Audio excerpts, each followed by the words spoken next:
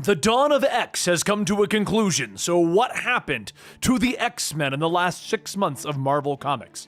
This is the Comicstorian channel where I take some of your favorite trade paperbacks and single issues and I break them down into digestible bites to help you understand. Then I read them dramatically back to you. All alterations to the panels, text, and images are to prevent copyright problems, and all art is owned by its respective companies. Welcome to our full story series, where I grab all of the related videos on our channel and turn them into one massive experience for you right here at the channel. Today we're going to be catching you up on the Dawn of X, and we covered most of it. We did the original Dawn of X run in a recap style video, which we'll be opening up this video with. Then we covered issues 1 through 3. They established a bit more of the world building for issues 4 through 15, but we didn't come back to the coverage until the 10 of Swords, and you'll get all of the 10 of Swords in today's video. Following that, we did 16 all the way to 21, which was the conclusion to X-Men. And we'll talk more about that at the end of the video, but here you go, the Dawn of X as it was covered here on Comicstorian.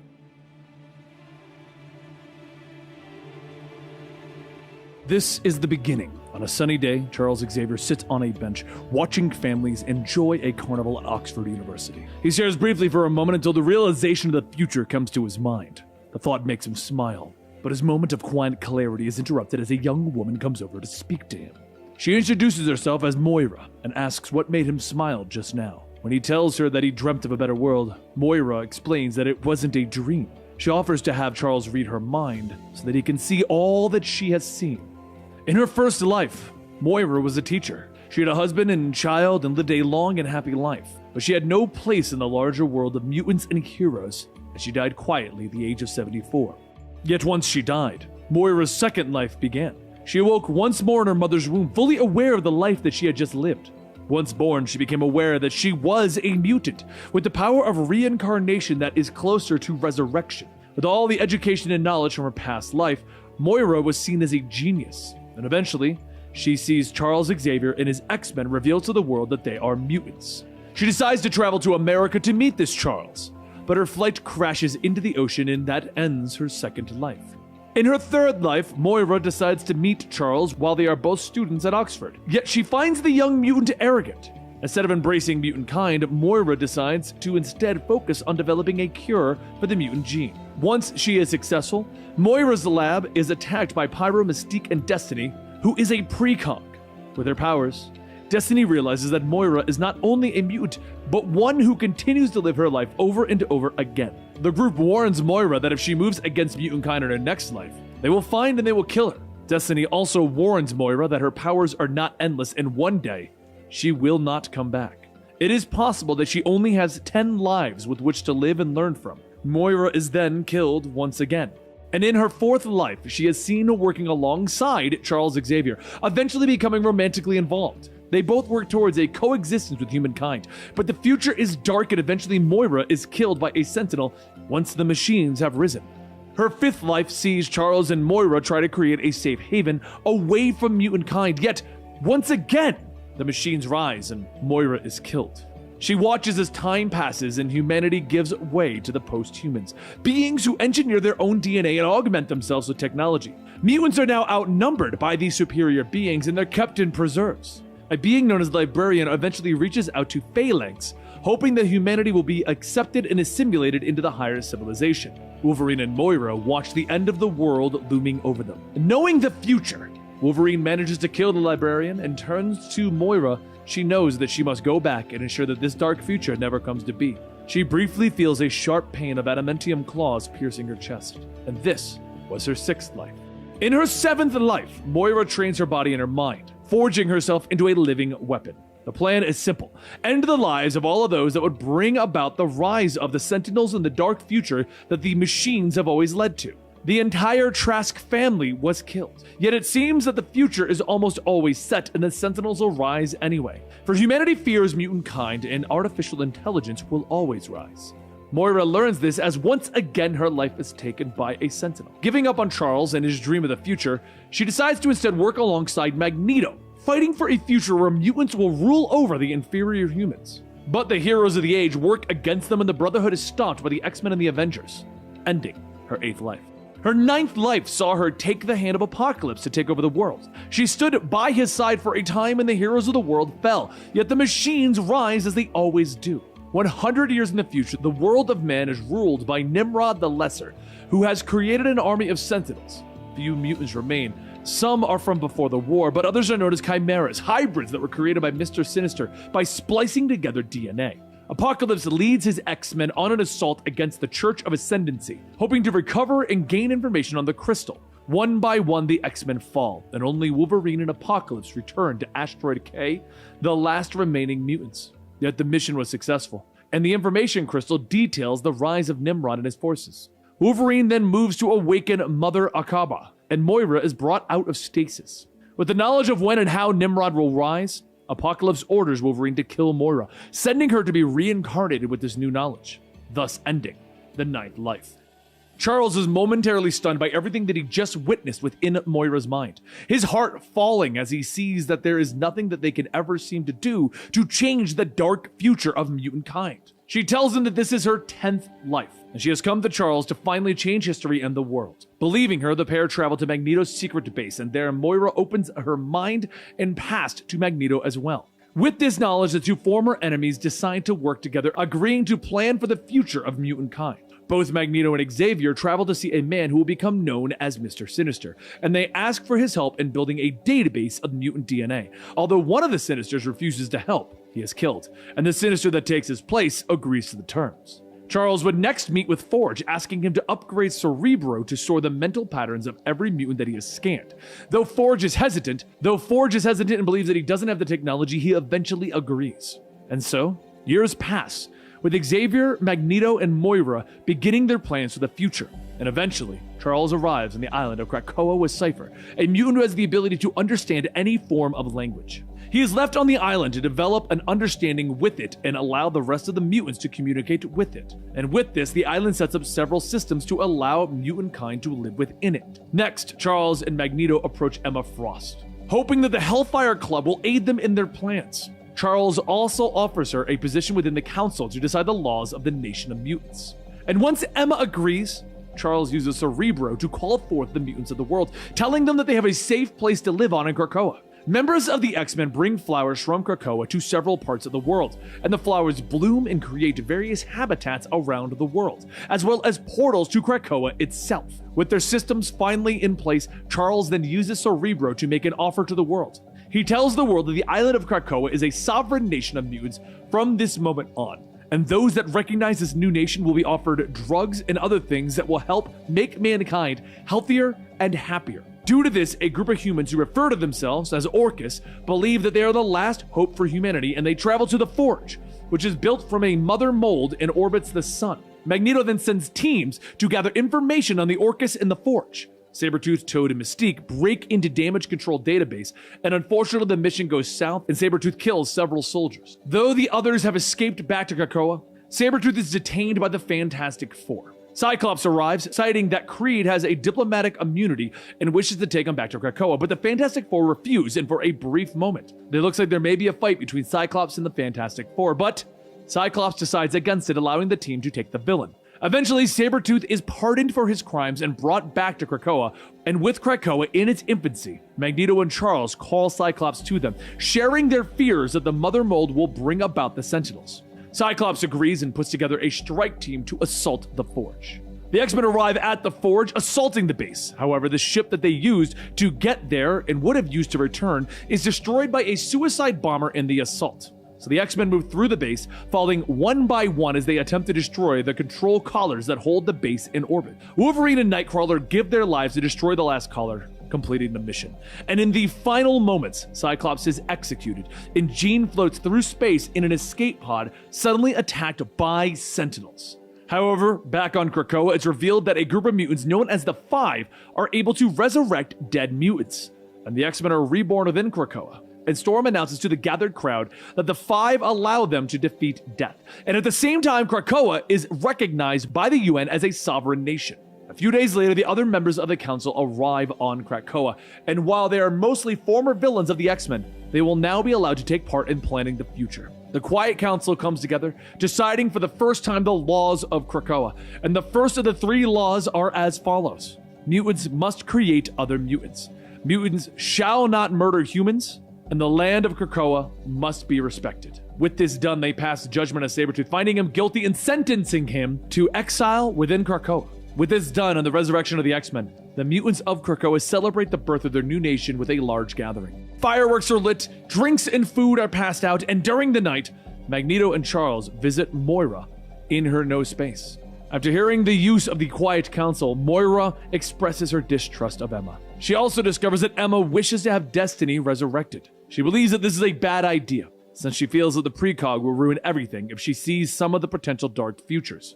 But Magneto and Charles both assure her that this time, the future of mutant kind will be different.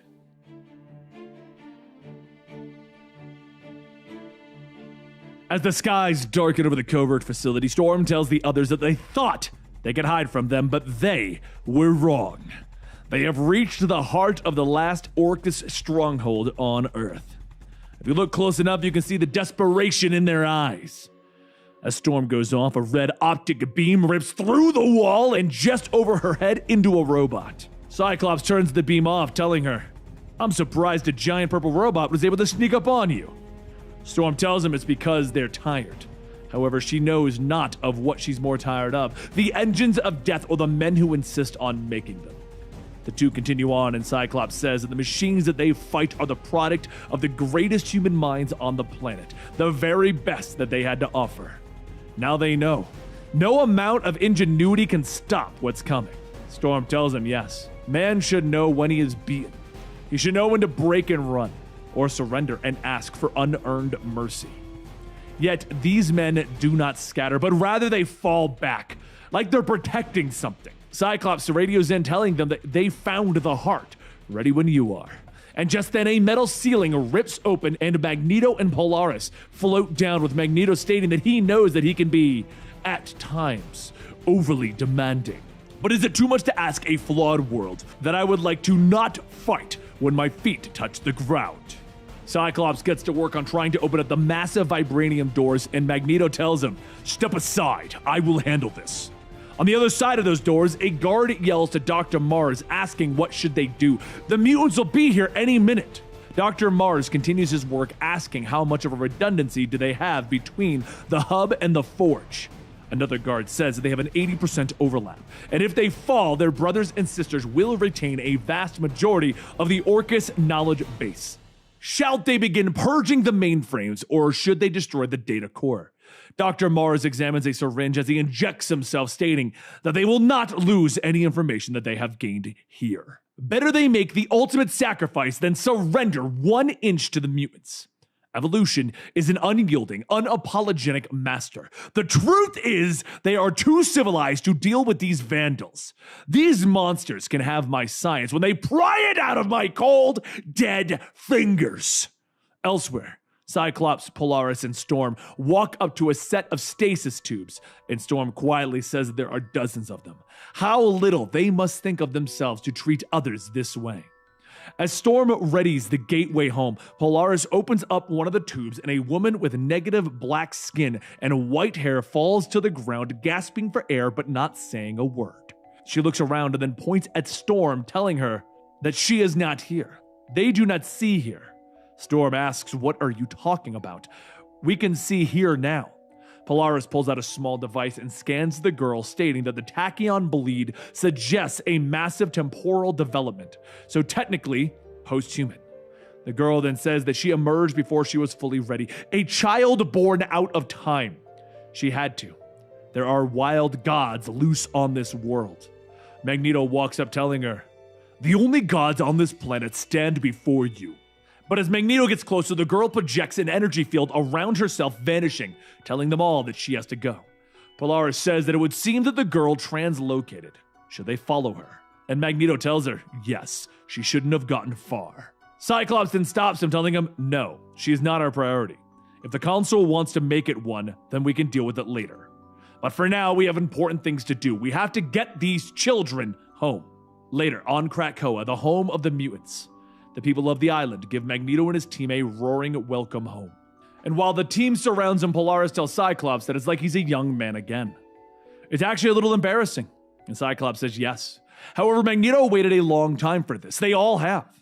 Meanwhile, at the Orcus Forge, in a satellite orbiting the sun, Dr. Devo says that this was the greatest creation of the last gasp of the last generation. A doomsday weapon composed of human minds, the greatest ever.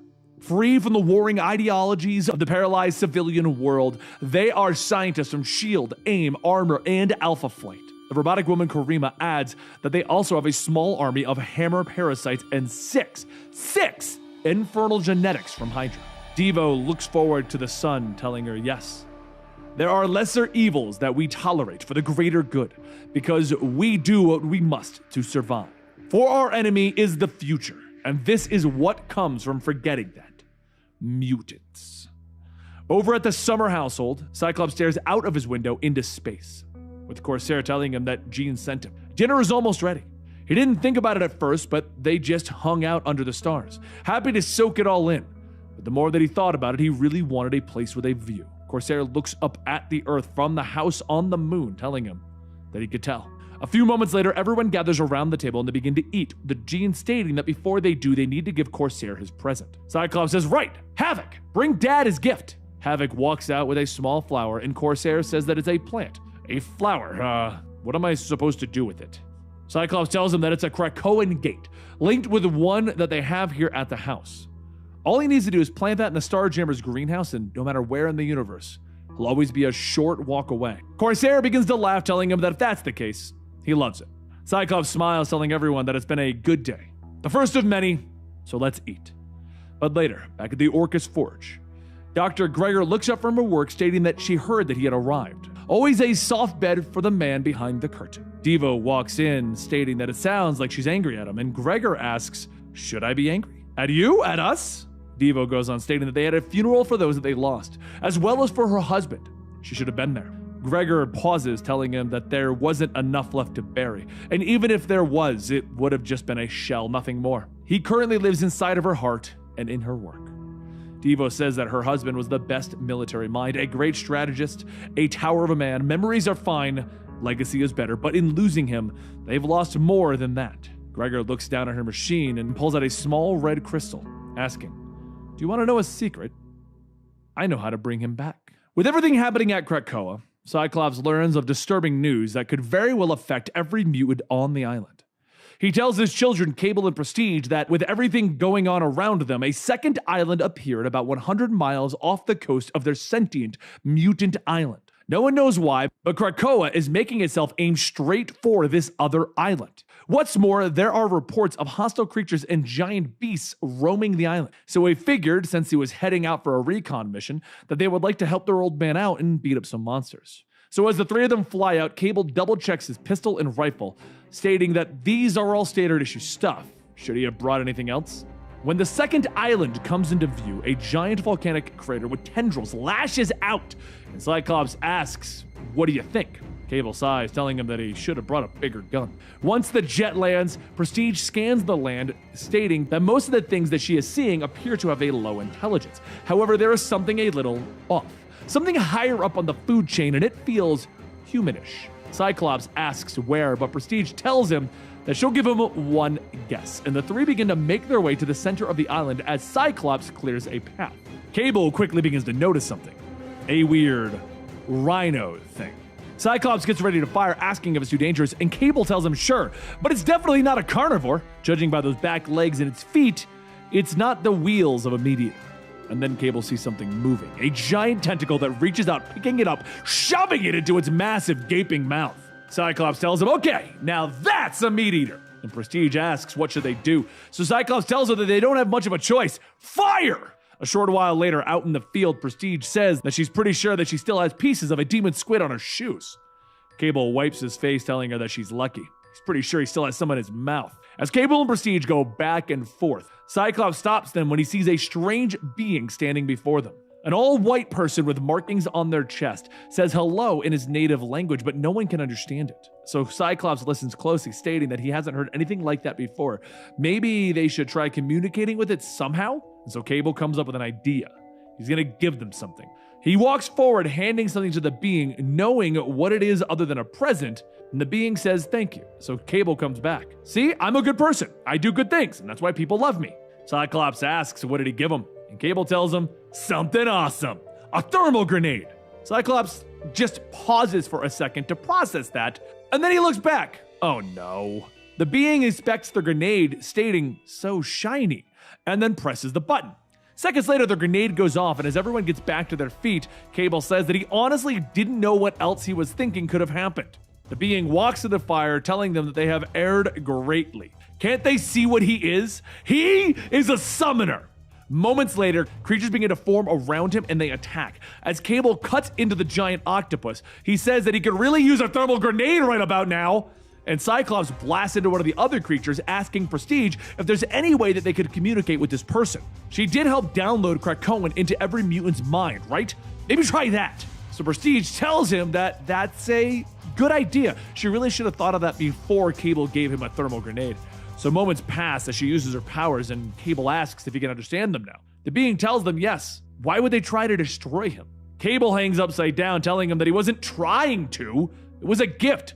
He wasn't supposed to turn it on. Look, can we just agree that we've made some poor choices in gifts? The octopus drops Cable on his head, and Cyclops tells the being that they don't want to fight. They simply want to know why the island that they're from is heading for this island, and if that's going to be a problem. The being asks Cyclops if he loves someone, and he says that it's a complicated question right now, but for the sake of expediency, let's just say yes. I love a single son. That being then asks, you would want to be with them, yes? And Cyclops says, of course. The being then points off, telling him to watch, and they will understand soon. As Krakoa gets closer, the two islands reach out to each other with vines, and they get to intertwine with each other. Prestige asks if the islands are... And Cyclops tells her, I honestly don't want to know what these two sentient islands are doing. Once the islands begin to fully merge, the being says that now the two are one, as they should be, as they always were. And the being turns to leave with Cyclops asking, what now? Where are you going? The being says that he isn't going anywhere. He lives here. And he lives here because he lives here. And later that night, the being stands out in a field, talking out loud that his mother told him a lot about him. It's fitting that he comes at night. Apocalypse steps out of the shadow, telling him that, for as night, even new gods slumber. We have never met, but I would recognize that seed anywhere. Did you run away or were you sent? The being says that the enemy has come, that though the walls hold, for now, the children hold the point, and soon, Arrako will fall. Apocalypse thinks for a moment, asking, which of my children is a mother to you? And the being steps forward, telling him, war. Apocalypse embraces the being, and the being asks if he'll save them. Can he save them? And Apocalypse tells him, I can and I will, for I mean to save all of my children, those of Krakoa and those of Arrako. Now on to our next tale. As the wildlife flourishes in the Savage Land, the mutants gather the growing flowers when there's suddenly a loud popping sound coming out of the Krakoan gate. Everyone hurries over to see what's going on when suddenly 4 people in masks and military equipment walk out. The first woman asks if this is Kansas. Really doesn't look like Kansas. She got into a lot of trouble in Kansas.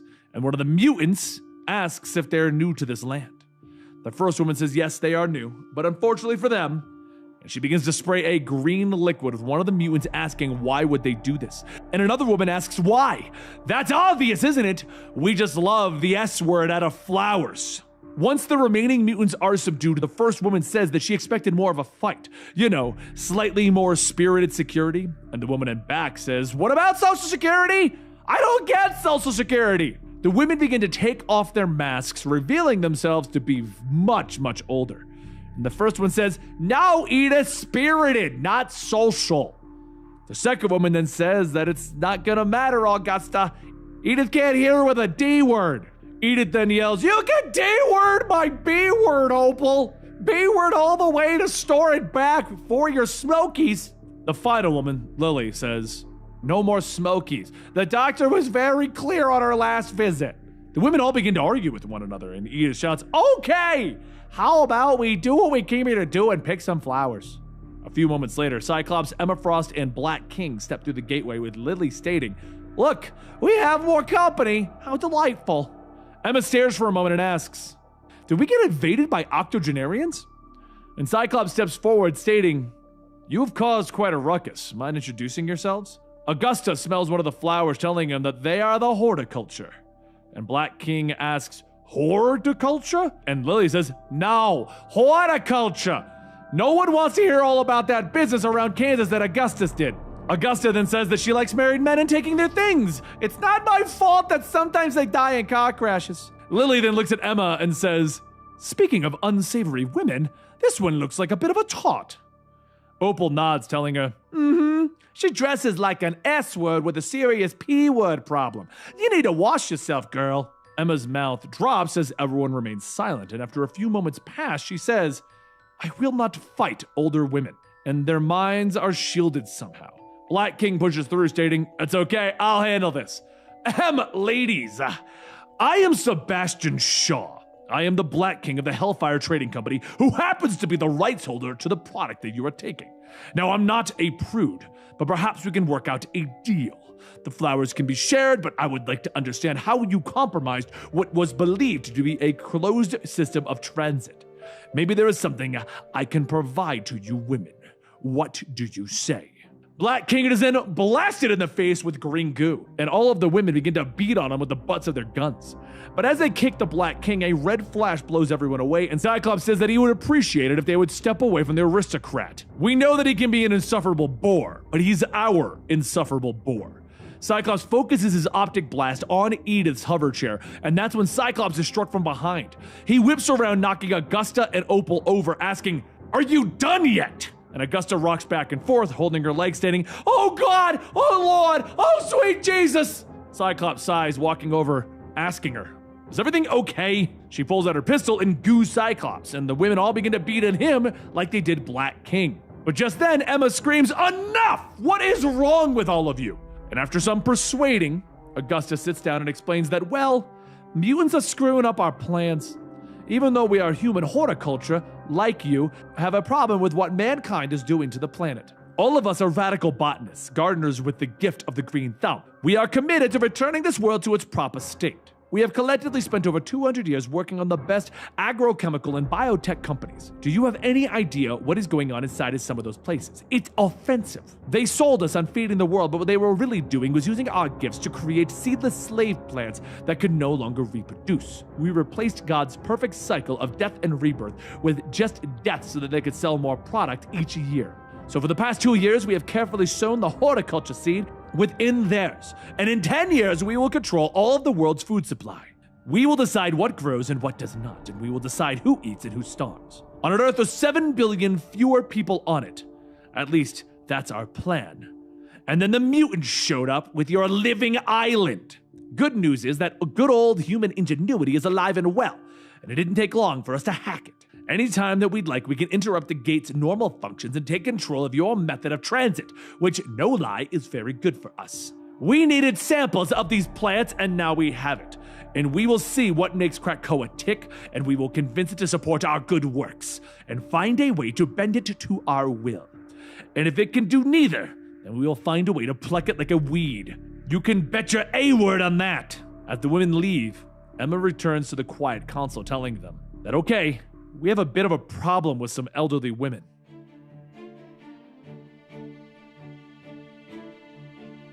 The armies gather outside the last watchtower in the kingdom of Dryador in Otherworld. One of the gods, dressed as Anubis, looks on at the tower that has so long defied them. That tower, it offends me. It has always offended me. He growls. His siblings agree, angered that they have not feasted on the bones of the free people in the free land for some time. His sister turns, the flames of her being curling upwards. Say the word, and I'll give you your war, she tells them. Death.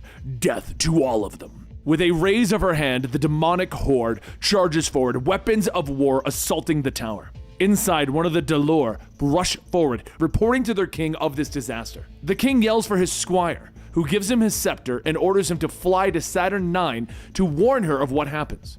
The squire hops aboard his pterodactyl, flying away. Famine looks up, seeing the rider trying to escape. Do we want any word getting out? They ask. Only if the word is true. Put your mark on him, sister. Death says, looking at Pestilence. Pestilence draws her bow, firing, and the arrow sails through the air, piercing the messenger's chest. Let them know that we are coming, Pestilence whispers. Later in the Starlight Citadel, The attendants tell their queen to stay back as the messenger continues to curl up in a ball on the floor, his lips moving as he whispers warnings of the walls falling. They lean in trying to understand him when finally the messenger uses the last of his strength to scream his warning. "The tower has fallen! Arrako! Arrako has fallen!" He screams. Saturn 9 turns to her attendants. "I need the cards," she commands. The attendants step through a portal to another time and another place, with others pulling a creature from the heart of a great light. The tentacled monster snarls at them, speaking in a language that has been lost to time. "Don't be like that. You shouldn't think of this as your end, but as a fulfillment of what you're supposed to be," the chief attendant tells the creature. She holds out her hand and the creature condenses down to fit in her palm. Saturn 9, the omniversal ruler, walks through the Starlight Citadel, and in the depths of her palace, the creature has been forged into an amulet. Saturn 9 takes that amulet, turning to one of her attendants, and the young woman opens up a box revealing a stack of golden cards. "Let's see what the future holds, shall we?" Saturn 9 whispers as she takes up both objects. She draws the first card, which is the card of judgment, the death of death and the new way forward. The card shows Apocalypse standing before a gate. The Four of Wands, a family that has been fighting for eons, has one final confrontation. The card depicts 4 horsemen fighting hordes of monsters. The Hanged Man, Apocalypse leading a group of mutants through a gate. The 8 of Clubs, a queen with 2 faces. The 10 of Swords, Apocalypse standing surrounded by swordsmen. Meanwhile, 3 mutants stand guard at the external gate on Arrako Point. A noise sounds telling them that something is coming through, and the gems shatter as a massive tentacle creature comes through. The being known as the Summoner on its back. "Help me, please!" he yells, cradling Banshee. They quickly bring him to the healing chambers, where the healer orders them to be careful. His life force is flickering, he warns, and Apocalypse quickly appears, questioning his grandson. "We were ambushed on the Otherworld, on the way to Arrako. There was an army on the march, grandfather. There is a war underway," Summoner warns. Apocalypse nods. "Come with me." In a short time, the pair stand before the Quiet Council as Apocalypse informs them of the recent events. At first, Magneto questions why Apocalypse would create the external gate in the first place, but the ancient mutant merely looks at Krakoa. Krakoa acknowledges and accepts the gift of the external gate. Cipher translates once the living island rumbles in response. Apocalypse continues explaining the history of the land of Okara, Krakoa, and Arrako. He tells them of Summoner's return, of him sending his grandson back through the gate.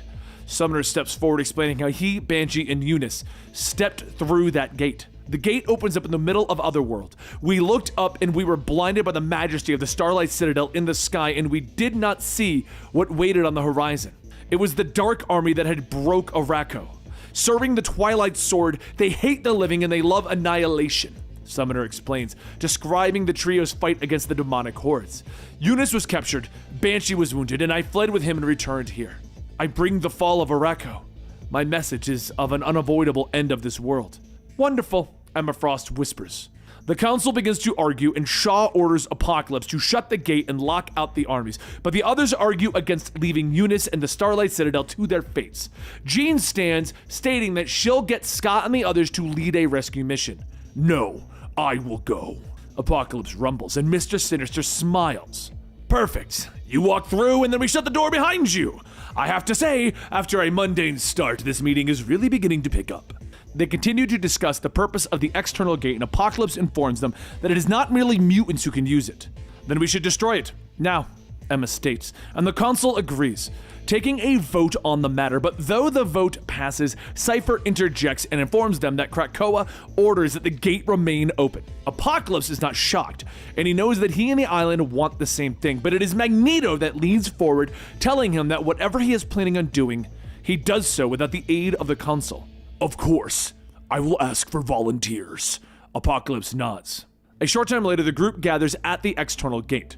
Havoc, Lorna, Archangel, Beast, Siren, Richter, Monette, Summoner, and Apocalypse. They've all gathered, and they volunteered for their own reasons.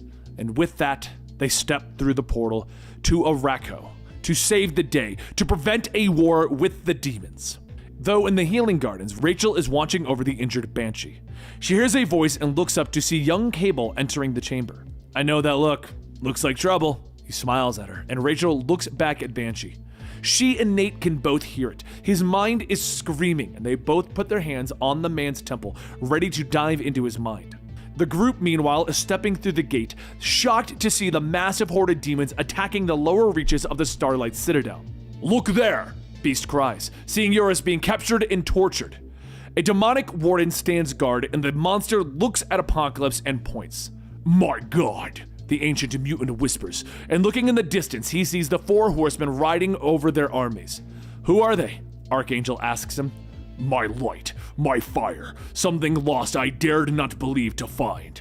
My sons, my daughters, they are my children," Apocalypse tells them, as he begins to stride towards the army. Meanwhile, back at the Healing Gardens, Rachel and Nate are looking through the memories that are passing through Banshee's mind. How this all began, when Banshee, Eurus, and Summoner all went through the gate. The trio step through the external gate, finding themselves in Otherworld, where they're greeted by the massive army of demons. Summoner steps forward, walking towards their herald. But in our current time period, in Otherworld, Apocalypse strides towards his family. He kneels down, not able to believe that they are still alive. "Father, please stand," Death tells him. Apocalypse stands, gathered around his sons and daughters. "Tell me of Arrako. If it fell, by what miracle have you returned to me?"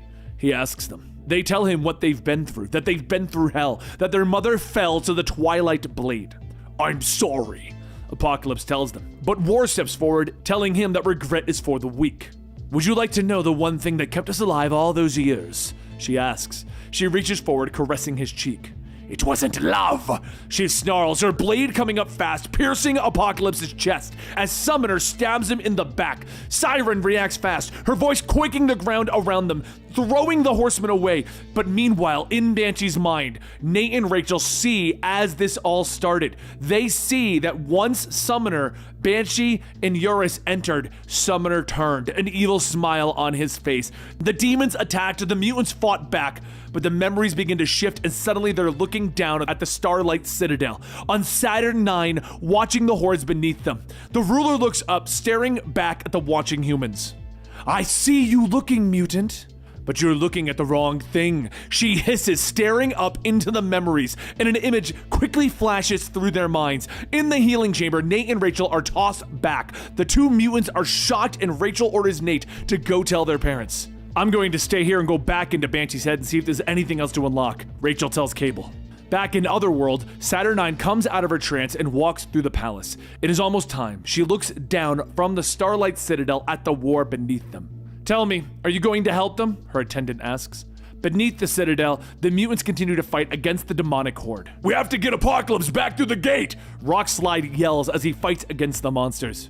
"You can't save him, friend!" "He cannot be saved," Summoner warns Rockslide. He summons a shadowy blade into his hands and then cuts the mutant in half in a single blow. Richter continues to drag Apocalypse forward, but suddenly a black arrow pierces his chest. "Alex! Time for a tactical retreat!" Beast yells. "You go. Get help. I'll stay here and make sure nobody gets through that gate," Alex tells him as he and Lorna continue to fight.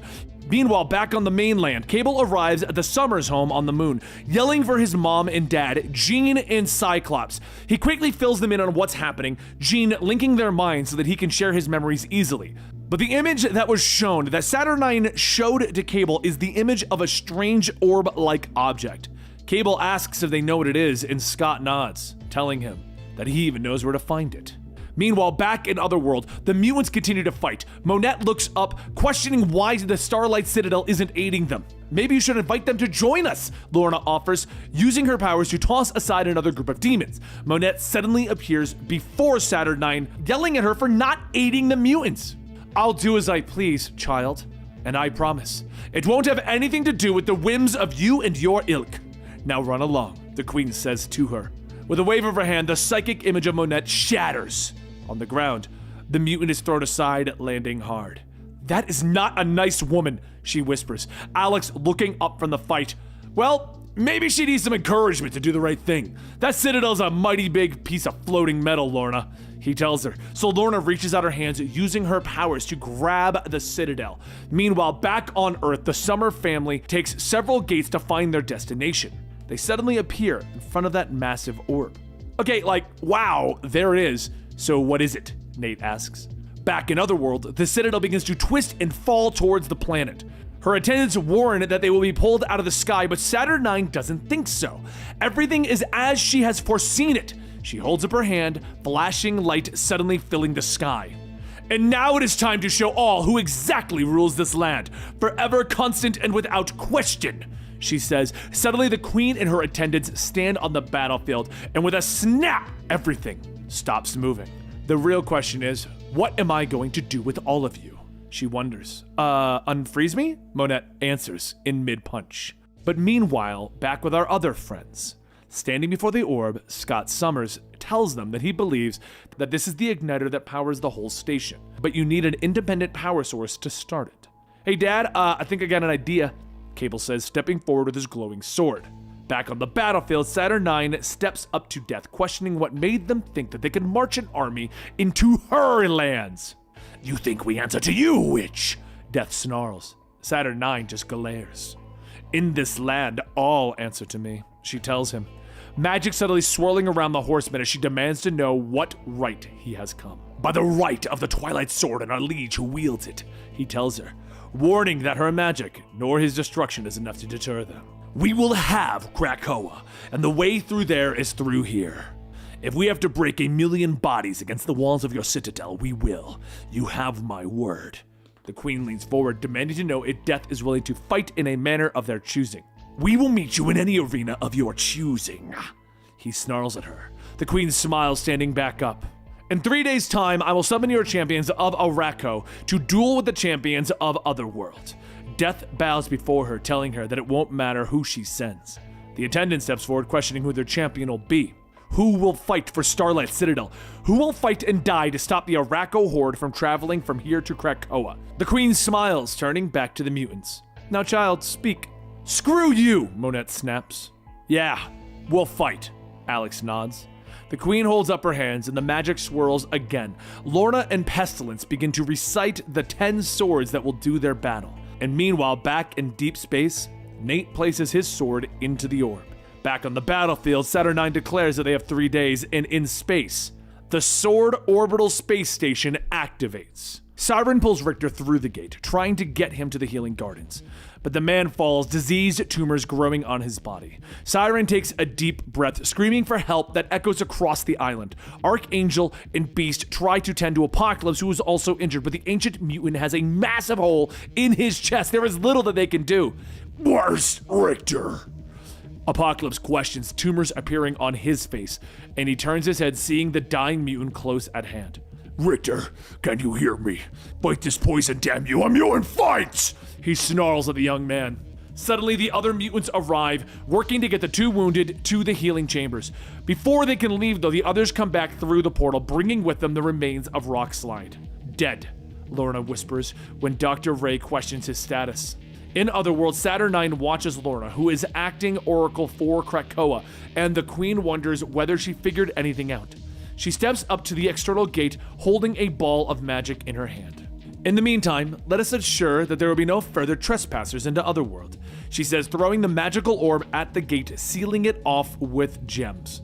The mutants scatter as the gems explode out of the gate on the Krakoa side. On Krakoa, the island begins to rumble in its anger that it has now been sealed off from its sister island, Arrako. Later, Rachel is diving through Lorna's mind, but Saturn IX is suddenly there, throwing her out. I told you no getting past that witch! You just triggered the same psychic trap that I tried to get past over and over, Monette tells her. But Rachel reminds the woman that they need to figure out these swords and who's going to wield them. But Lorna sits up, knowing that she can't figure out a mystical prophecy on her own. Elsewhere in the healing gardens, Richter is clinging to life. Dying sucks, he gasps. Looks up from his own table, ordering the healer to help the boy. No, I was scared. Richter gasps again. Apocalypse looks up at the healer, realizing that he is allowing the boy to die so that he can be resurrected. Then you will join him, Apocalypse growls, reaching out with his mind. Healer begins to gasp for air as his body becomes rigid, but suddenly, Apocalypse goes rigid as his mind is assaulted. Get out of my head, telepath, he bellows. But a voice tells him that she had to stop him from killing Healer. Images of his children stabbing him flash through his mind, but Apocalypse forces her out of his head, sitting up in his bed, and the Arbor Magna hatchery Xavier steps away from his duties, sensing that Lorna is troubled. She steps forward, asking them what the protocols for the casualties of war are. The others begin to question why she would ask that until Xavier dives into her mind. He sees the battle on Otherworld, senses the trap, and with these images in his mind, Xavier turns to the 5 of the Council and tells them to resurrect Rockslide and Richter within the hour. We simply must adapt in times of war. He tells them when they question this speed. Within the hour, the 2 mutants crawl out of their eggs, proving that they can still be revived from the dead, and death means nothing to mutants. Xavier steps forward, placing his hand on Richter's head, imparting his memories back into him. But the man is still confused, and Xavier explains that Hope will use Polaris' memories of his death to fill in the blanks since his last Cerebro update. However, next he steps up to Rockslide. But when Xavier places the mutant's memories back into his mind, there's a feedback in Cerebro. He screams, falling to the floor, and the 5 also drop to the floor, hit by a psychic feedback. Elsewhere, the other Cerebro crackle with feedback. Polaris rushes over, grabbing the crumbling Rockslide. Hold on, it's gonna be okay. Everything will be okay, she yells, and Rockslide gasps as he begins to fall apart. The 5 struggle back to their feet, shocked that they can't feel the connection between themselves, Cerebro and Krakoa, anymore. They begin to freak out, trying to figure out what went wrong, and in their panic, they decide that the eggs must have been bad and need to be destroyed. Through her tears, Polaris looks up as Rockslide begins to reconstruct himself and stand before her. You're not Rockslide, she gasps. Xavier begins to wake up, pulling himself from the floor, and the 5 suddenly gasp as their connection is activated once again. As Xavier pulls himself to his feet, he is shocked by the destroyed eggs. No, it cannot be. Why are all the eggs destroyed? What have you done? They all point to Rockslide, and he reaches out with his mind, connecting to the creature's thoughts. This both is and is not Rockslide. He tells them that it is Rockslide, but not the one that they knew, and then he turns to Richter, trying to discern whether he is the same. Yo guys, I'm fine, I swear, Richter tells them. But Xavier suddenly stops the arguments, informing the group that is in fact Richter. Hope is the one who finally steps up, figuring out what happened to Rockslide. Later, she stands before the council, explaining that because Rockslide died in Otherworld, his Cerebro backups were corrupted. So who is this? Mystique asks, motioning towards the new Rockslide. This is a roll of the dice. The 5 explain that dying in Otherworld erases your identity, and Cerebro backup becomes an amalgamation of every possibility of what you might have been, which also explains why Cerebro briefly shorted out. Yes, it was the corrupted backup overriding everything that Rockslide was to us. Hope confirms with Professor X.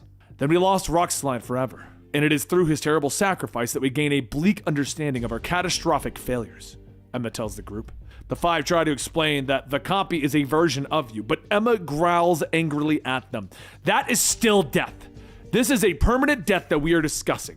Creating a new person does not overturn the loss of one of our people, she snaps. Standing, she angrily demands that they call off the tournament, but Xavier looks at her, reminding her of the horrors of Arrako and that their champions will most likely volunteer. Magneto nods, turning to his daughter, asking what she has discovered about the clues that Saturn IX gave her. Polaris is speechless. You dare dally. We need to know this information if we're going to survive, Magneto shouts at his daughter. His angry words suddenly spark something in Polaris, and she begins to recite. She drops the pieces of Rockslide that she was holding. Her head snaps back as she continues to mumble the prophecy. Magneto stands quickly, grabbing his daughter before she can fall to the ground. You're all right, daughter. Do you not see how easy that was? If you had listened to me sooner, Magneto tells her. But Lorna pulls away from his arms. Tears in her eyes as she reaches for the pieces of Rockslide that have fallen to the ground. She runs out of the room with Xavier telling Magneto to let her go. She needs to grieve. We have a visit to arrange, he tells his old friend. On the hillside, Lorna works tirelessly, placing the stones in the right places. And finally, as the sun peeks over the horizon, she is finished. She gathers the others to see what she has created, a casting circle. She explains as the champions retrieve their swords that they will return to find a position in this circle. When each of these symbols is touching its corresponding sword at the same time, it will open up a portal to the tournament. Tears fill her eyes as she tells them that to build this she had to use Rockslide's remains. And now it stands as a permanent memorial to him. Well damn, let's get ready to show these Arraki our finest Krakoan diplomacy. Magic smiles as she steps into the crowd. She places the tip of her sword onto one of the sigils, causing it to light up. Pound the war drums.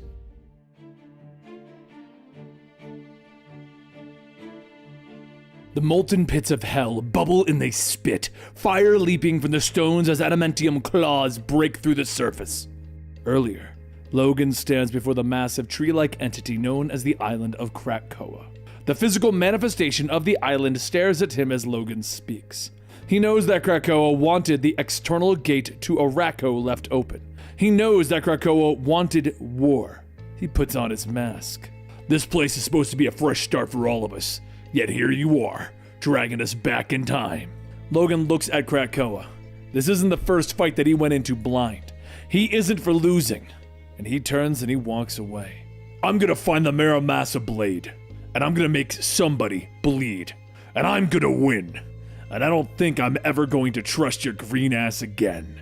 As Wolverine walks away, he thinks back on his past. He knows that part of Lorna's prophecy spoke of him and spoke of the Muramasa blade. The weapon that was once forged for him by the greatest swordsmith in Japan. In the quarry, he finds the Silver Samurai training. The samurai turns to face Logan, not surprised to find his old foe here. You want to know how to find the Muramasa? He states simply, and Wolverine stalks across the arena. He knows that the Silver Samurai doesn't want to tell him where the swordsmith is. He knows that he believes that he should be in the tournament. Logan suddenly launches himself through the air. So I guess I'm gonna have to earn your help by beating it out of you! He snarls, popping his claws. Katana meets claws as the two warriors duel. You have no respect or discipline. It should have been me that was chosen for the battle. The samurai snaps and Logan agrees as he flips over the warrior's back, driving his claws into his flesh. There's no reshuffling the deck. Tell me where it is. Meanwhile, on Arrako, Pestilence and War fly to one of the first towers to fall in the Second Great War. They dismount their monsters entering the Great Tower and they search for one man. One who has been locked away for 100 seasons. He will not be humbled, Pestilence tells his sister. Then we will humble him, War snaps. The pit is beyond mercy for him. He will not escape it lightly. The slayer of my husband does not deserve freedom, unless it finally brings forth the death that he deserves. War tells her brother, but she knows that they will not find a warrior within the pit. They will find somebody broken by time, thinned by starvation, and feeble by boredom. As they reach the edge of the pit, the prison for this man, they hear a clear voice calling up. Ah, dear friends, I assume you've come seeking a favor, Solemn calls out. He sits on a bed of pillows, surrounded by food and entertainment as he drinks from a chalice of wine. The two horsemen are shocked, knowing that the prisoner is the one who should be seeking favor, yet he smiles at them again. Many bring me gifts, so I am quite comfortable within my prison. I want for nothing. So what do you want, War? He asks, anger flaring up in War as she sees the man's comfort. You killed my husband! You robbed me of my love and my child of his father! She snaps. It is not my fault that he demanded to fight me, for his so-called honor, he tells them. Solemn admits that he is a tender-hearted poet, but he also reminds them that he is a killing machine. Do you remember what I told you, War, when you put me in this hole? I said that you would come back here one day and you would beg for my help. Arrako needs her champion, Solemn tells them. So I ask you again, are you here for a favor? Because it won't be easy to convince me to leave this cozy little vacation. He smiles.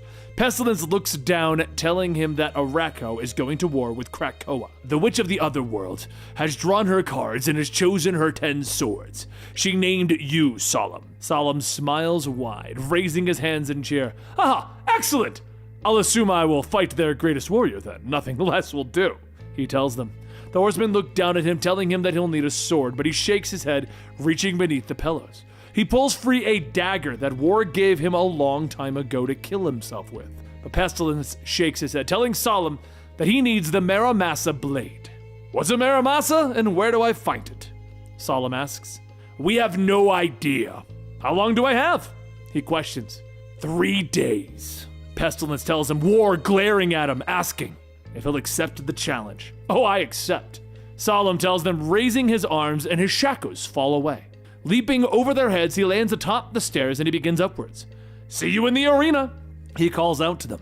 Meanwhile, Logan finds himself in Tokyo, fighting his way through gangsters and goons. He breaks down every door that needs breaking, and he finds his way to a monastery, searching for the legendary Muramasa. He asks for help from new and old friends alike, and eventually he finds himself in the mountains, shadows stalking his every move.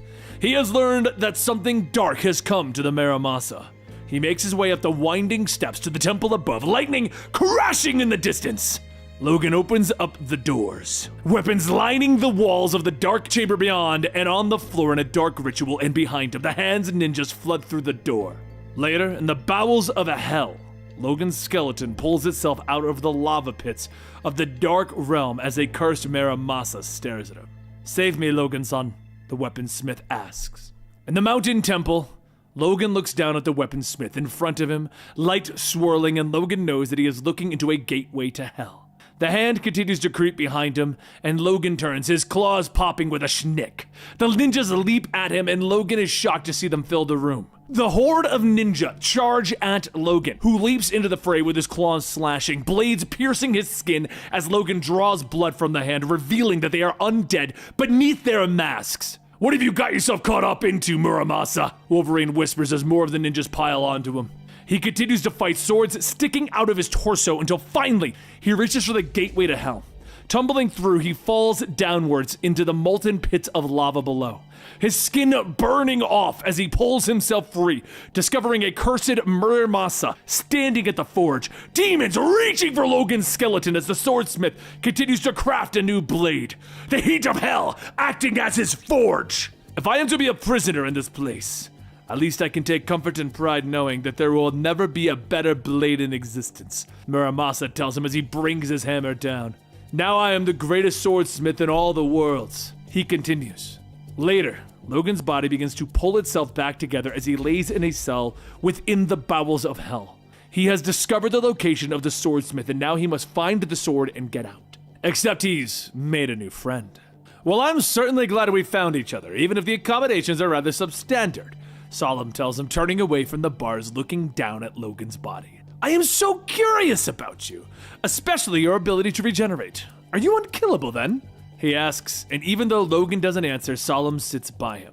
"How about this? While you do your thing, I'll keep us entertained by telling you how I got here." Solemn tells him of the story of how he set off from his prison seeking the Muramasa blade. He went to a place where riddles are answered, the Oracle of Arrako. He found the blind woman hunched in a cave, and she turns her head to him, telling him that the answer he seeks comes at a cost.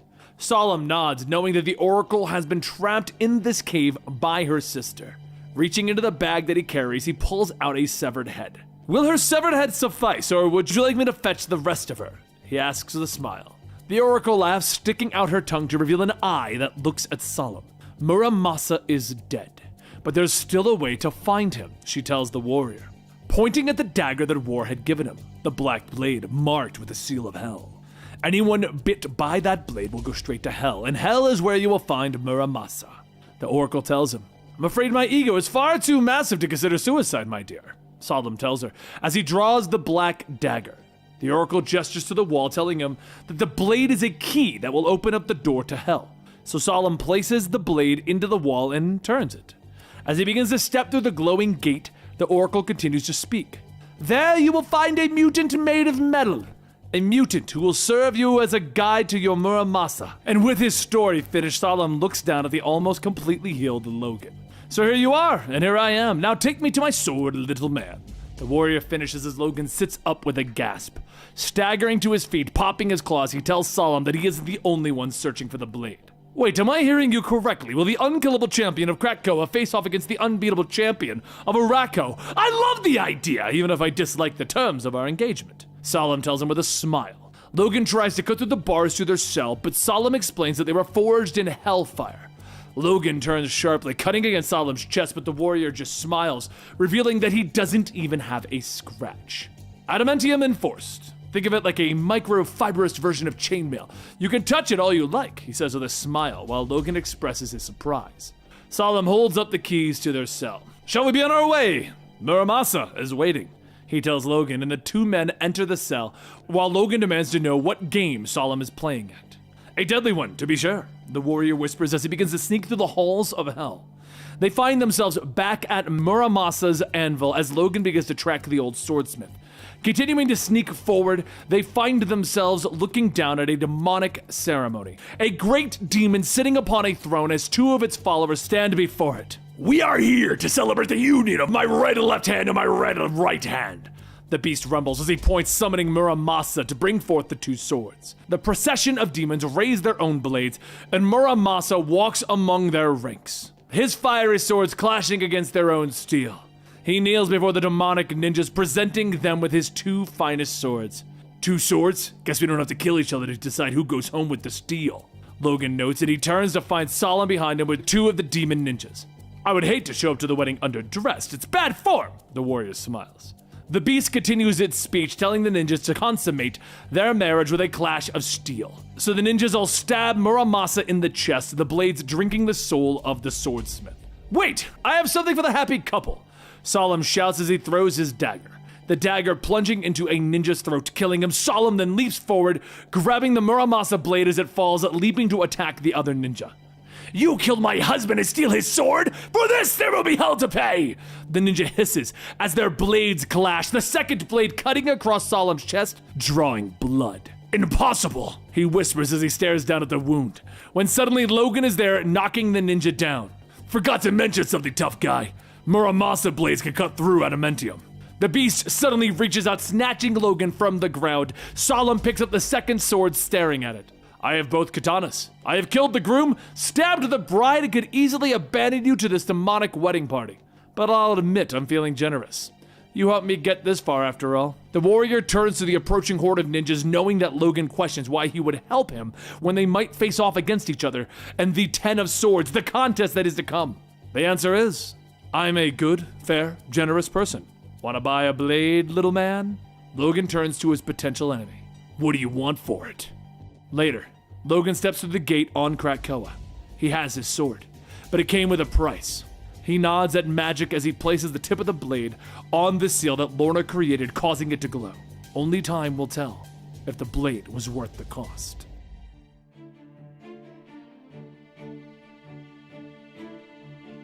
Storm stands ready. The gardens of Krakoa are around her as she thinks about Lorna's prophecy and what it means. "Thought I'd find you here. You tend to surround yourself with green whenever you have something weighing on your mind," Kitty Pryde, dressed in her marauder's finest, tells her as she steps through the gate behind Storm. Kitty looks at Storm, questioning whether she understands the prophecy and knows where her sword is. "Yes, I do. But I do not know if I am ready for what taking it will mean," Storm tells her. Kitty questions her further, asking what could taking that sword mean. "The end, I think. Heartache and strife, at least." Storm sighs heavily, and Kitty nods, but then smiles, asking her friend to let her come along, add her cutlass to her fight. But Aurora tells her that she must do this alone, and after stepping through the gate, she thinks back on the history that she knows. The history of Wakanda. They say it began with a blinding light, with the sky splitting open and striking a sacred mountain. The ancestors of Wakanda found a metal so pure that touching it in its raw form was to know the truth of the universe. The first king of Wakanda forging it into a mighty weapon that would speak with a boom of thunder. He called this sword the Skybreaker, and it was passed from king to king, protector to protector. Studying the metal allowed Wakanda to advance in science and technology, pushing Wakanda into the future, making it the country that it is today. And in the present day, Storm is ushered into the throne room, greeted by the Queen Mother and Shuri. She hugs her former mother-in-law, greeting her with a warm smile. "Where is the king?" she questions, but the Queen smiles, telling her that once again Black Panther has been called away. Shuri steps forward, smiling. "What brings you to Wakanda, Storm? Are you here as a sister or as a diplomat for Krakoa?" Storm stands before them, quickly filling them in on the situation with Krakoa and Arrako. "If Krakoa falls, then the world will fall," Storm tells them. The Queen nods, telling her that they will send warriors from Wakanda to aid the Krakoans, but Storm tells them that they can only have their champions with their own swords. Which brings her here today. Shuri exclaims that they will make her a sword with whatever specification she needs, but the Queen shakes her head, knowing that a contest of this type requires weapons with history, and offers Storm the strongest weapons within the Wakandan armory. Storm lowers her eyes, telling the Queen Mother that she requires the Skybreaker. But the Queen and the Princess look shocked as they lean forward. "You know that's impossible," the Queen whispers, and the Queen and Princess explain that they would have rioting in the streets. The others would use this as an excuse to try and overthrow the government.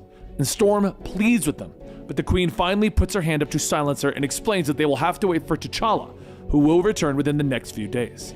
Until then, you will be our honored guest, of course, the Queen states. Storm bows, thanking her former mother-in-law. But Shuri looks at Aurora with suspicion. That night in her stately apartment, Storm reaches into the bag that she brought with her. She says that she knows what she has to do, and pulling out her black uniform, she quickly changes and leaps into the night sky, lightning flashing in the distance as she flies over the Wakandan capital. Memories of T'Challa showing her the temple of the heart of Wakanda flashed through her mind. She was queen, and he explained the history of the Skybreaker and the defenses that had been put in place to protect the ancient weapon, which had become a sacred symbol of their people. Lightning cracks from her hands, destroying the perimeter drones that guard the temple walls, overloading the generators, plunging the interior into darkness, allowing her to sneak on the priests that guard the interior corridors. One tries to stop her, swinging his staff as a weapon, but Storm dodges quickly, kicking the man hard in the face, leaving him unconscious on the floor. Inside Skybreaker's chamber itself, she uses a freezing storm to cover the laser sensor that acts as the last line of defense for the weapon, and she pauses, hoping that the screeching sirens and closing doors will not greet her as the lasers are deactivated. Silence fills the room, and floating upward, she holds up a replacement sword, hoping that it will give her the extra time to escape. But the laser shoots out, knocking the sword out of her hand. Hoping that my intuition was wrong, and I would not find you here, Shuri tells her, dressed in full battle armor. Storm floats down, meeting her former sister. "Stand aside, Princess Shuri," she orders, but the princess shakes her head. "You know I can't. If you take Skybreaker, it will cause strife among the people. Brother will fight brother, all because you could not wait for T'Challa," Shuri tells her, but Storm prepares to fight, knowing that she doesn't have time. "You are my sister, Shuri. I'm sorry that it has come to this," Storm tells her. She launches herself at the princess, trading blows with Shuri, pleading with her to give up this course of action. But Storm explains that she is trying to save them all as she kicks and blocks another blow from Shuri's power glove. Another icy storm kicks up, freezing Shuri's gauntlets quickly. But the young woman throws them aside, pulling free a blade. "You underestimate me, sister. You forget that I have worn the mantle of protector as often as the inventor," she snaps, and Storm retrieves her own sword from where it has fallen. "I will ask one final time, Shuri. Stand down. Help me save us all," Storm commands as the blades clash. Moving across the room, the steel ringing against steel. But with a flash, Shuri disarms Storm and points her sword at her. "You will come back with me to the palace at once, and together we will speak to T'Challa." "I'm sorry, sister," Storm whispers as she reaches out, touching the tip of the blade. Lightning coursing through the metal, ripping into Shuri's body, throwing her to the ground. Storm floats back up with the Skybreaker, quickly replacing it with a blade of her own. But the sensors are strong, and the building quickly locks down. She escapes through the corridors, blasting through the doors that block her path. Robotic sentries attacking her next, and with anger filling Storm because she has finally had enough, she combines her own lightning with that of the Skybreaker, cutting the robots quickly. Once outside the temple, she moves towards the Krakoan gate quickly. But there, blocking her way, stands T'Challa with an assortment of gods. "My mother said you came claiming to be in need of aid, and yet here you are, stealing from those who welcomed you," the king tells her as rain pours from the sky. Storm lands before him, telling him that she has no time. The guards raise their weapons, seeing the woman who carries the Skybreaker, and T'Challa raises his hand and tells them to stand down. He removes his helmet, questioning why she would betray him like this. "This has nothing to do with us. I am here to save my people," Storm tells him. She becomes angry, telling him to step aside or it will be the end of everything, and T'Challa nods, ordering his soldiers to move, but as she passes them, he puts a hand on her shoulder. "We could have done this together, my love. I would do anything for you. This is bigger than you and I, T'Challa. Bigger than Wakanda and Krakoa. And I could not wait for you to decide if you had the time." As she leaves, T'Challa puts on his helmet and orders the guards to destroy the gate. If the emissary of Krakoa wishes to return, it will not be as a thief in the night, but with the permission and grace of Wakanda, if we so choose. Storm returns to the seal of Krakoa, knowing what she has lost, but also knowing who she is and what she would do for her people. She places the Skybreaker against the seal, allowing her spot to start glowing. "Never doubted you for a second, darling." Wolverine nods to her. "Welcome to the party." Magic smiles. Empath punches his way free of a Krakoan egg. He crawls out, covered in thick yolk of the egg itself. And Professor Xavier reaches down, placing the mutant's memories back in his mind. "Where the hell am I?" Empath shouts angrily. "What's your name, child?" "What's your name?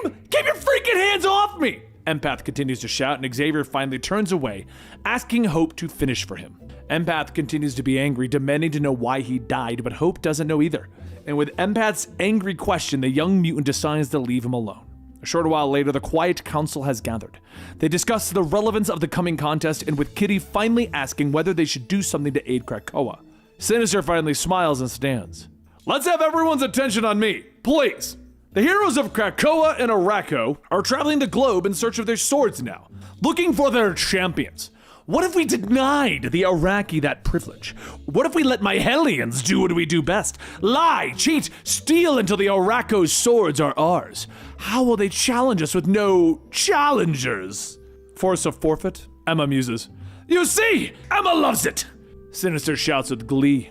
Although someone should tell her face, he continues to whisper. The council brings it to a vote, finally deciding to go forward with Sinister's plan. Bennett smiles next, agreeing that the Hellions will head into Otherworld, where the challenge should be hosted, and that Sinister would lead them there. Wait, what was that last part? Sinister asks, the smile draining from his face. The council votes again, but this time only 4 hands are raised. Oh, thank God! Sinister whispers, believing that he'll be staying behind, the Master Mutant telling the council that he'll need the full team, including Havoc. He smiles as he leans over Magneto's desk. I heard about your little trip to Otherworld, following your daughter like a puppy dog. I'm beginning to think that she's a bad influence? He smiles. Eric stares at him for a second. I'd like to change my vote, he says to the council. A short while later, Psylocke and Havoc are briefing the Hellions on their mission, explaining that if they are captured, the world will probably end. Havoc steps forward, telling them that death and Otherworld means they won't be coming back either. You'll be jazzed to know that Empath made it under the wire, Grey Cal. He'll be joining us. Alex says to his teammate who recently had shot Empath in the head. The group begins to argue, but Alex interrupts him. Remember that no one comes back if we die in Otherworld. We all understand that, right? Alex asks. In his chambers, Sinister finishes telling his freshly thawed clone what his mission is. But the clone doesn't think that he should be the one to have to go. So the two settle it with the only way that they know how. Winner keeps the cape, they say as they begin to play rock, paper, scissors. The team gathers at the Avalon gate with the Empath asking which one of them got him killed last time. Remember Grey Cal's warning to not use your powers to manipulate the team? That's an important thing to remember, Psylocke tells him. Empath stops, draping his arm over Grey Cal's shoulder. Did you shoot me in the head? He demands to know. I did. Do it again and I'll cut you in half, Grey Cal warns him. They're all interrupted as Sinister strides towards them, rambling through a few lines of an inspiring speech. Speech out of the way! Everyone's up to speed, right? Let's get moving. We have swords to steal, he says quickly.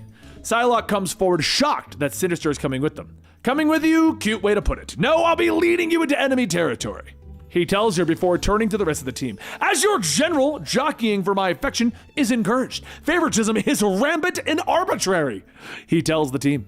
He steps through the portal into the throne room of Avalon. Sinister begins to announce himself, but is interrupted by King Jamie Braddock, who is continuing to yell at a beautiful horse and the peasants trying to get it under control. Down, Princess Silvermane! You said you weren't equestrian, Mumford! You said that you were raised around horses! Jamie shouts. I said no such thing! Mumford whispers as he fights to keep the horse under control. Jamie finally looks up, shocked at how amazing Sinister's cape is, the king using this moment to announce their intentions about journeying into Otherworld. But Jamie sighs, telling them that Saturn 9 won't allow it. There would be trouble and we can't have that, or fun either, not anymore apparently. But Sinister steps forward, explaining to Jamie that the mutants who die in Otherworld do not come back. He tells the king that he can help him, give him clones. And Jamie nods, agreeing that such an arrangement would be advantageous to both parties. But surely we must seal our bargain by exchanging our gifts. Mumford, bring the princess! Jamie shouts, leaning back against his throne. The horse continues to fight as Jamie offers it to Sinister to seal their deal.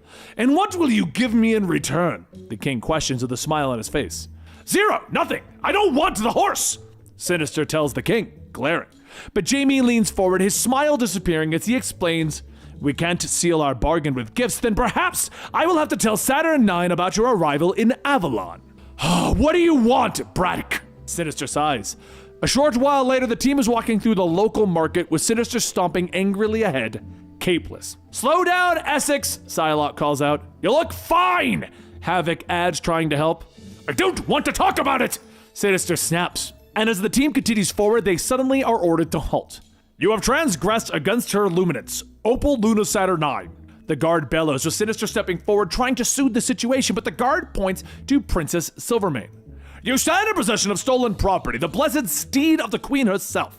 Anger flashes through Sinister as he realizes what Jamie Braddock did to them, and he leans over to Empath, ordering the mutant to take control of the guards. Nah, I'm good. Empath smiles. The group begins to argue, but then they're interrupted when the guards order them to their knees. Sinister looks at Empath, telling him that he can have anything he wants. I'll do it if you make Grey Crow my pet, he says with a smile. Cut in half it is. Grey Crow snarls as he draws his sword. The mutant charges, but Sinister tells Empath that he has a deal, and suddenly, Grey Crow snaps into a smile. You are one radiant soul, he tells Empath. The guards suddenly smile too, turning away from the group, but Sinister smiles, pointing out that they could use some horses for their journey. A short while later, the team is riding through the city. This adventure is going to end badly, Psylocke tells Essex. Don't they all, dear? Sinister notes, laughing as he charges ahead on his horse. Magic sits at the seal, the sun setting in the horizon, as she reaches for her communicator, calling up Cable and Cyclops. The two mutants appear before her as holograms. Kind of in the middle of something, Ileana. Can this wait? Cyclops asks her.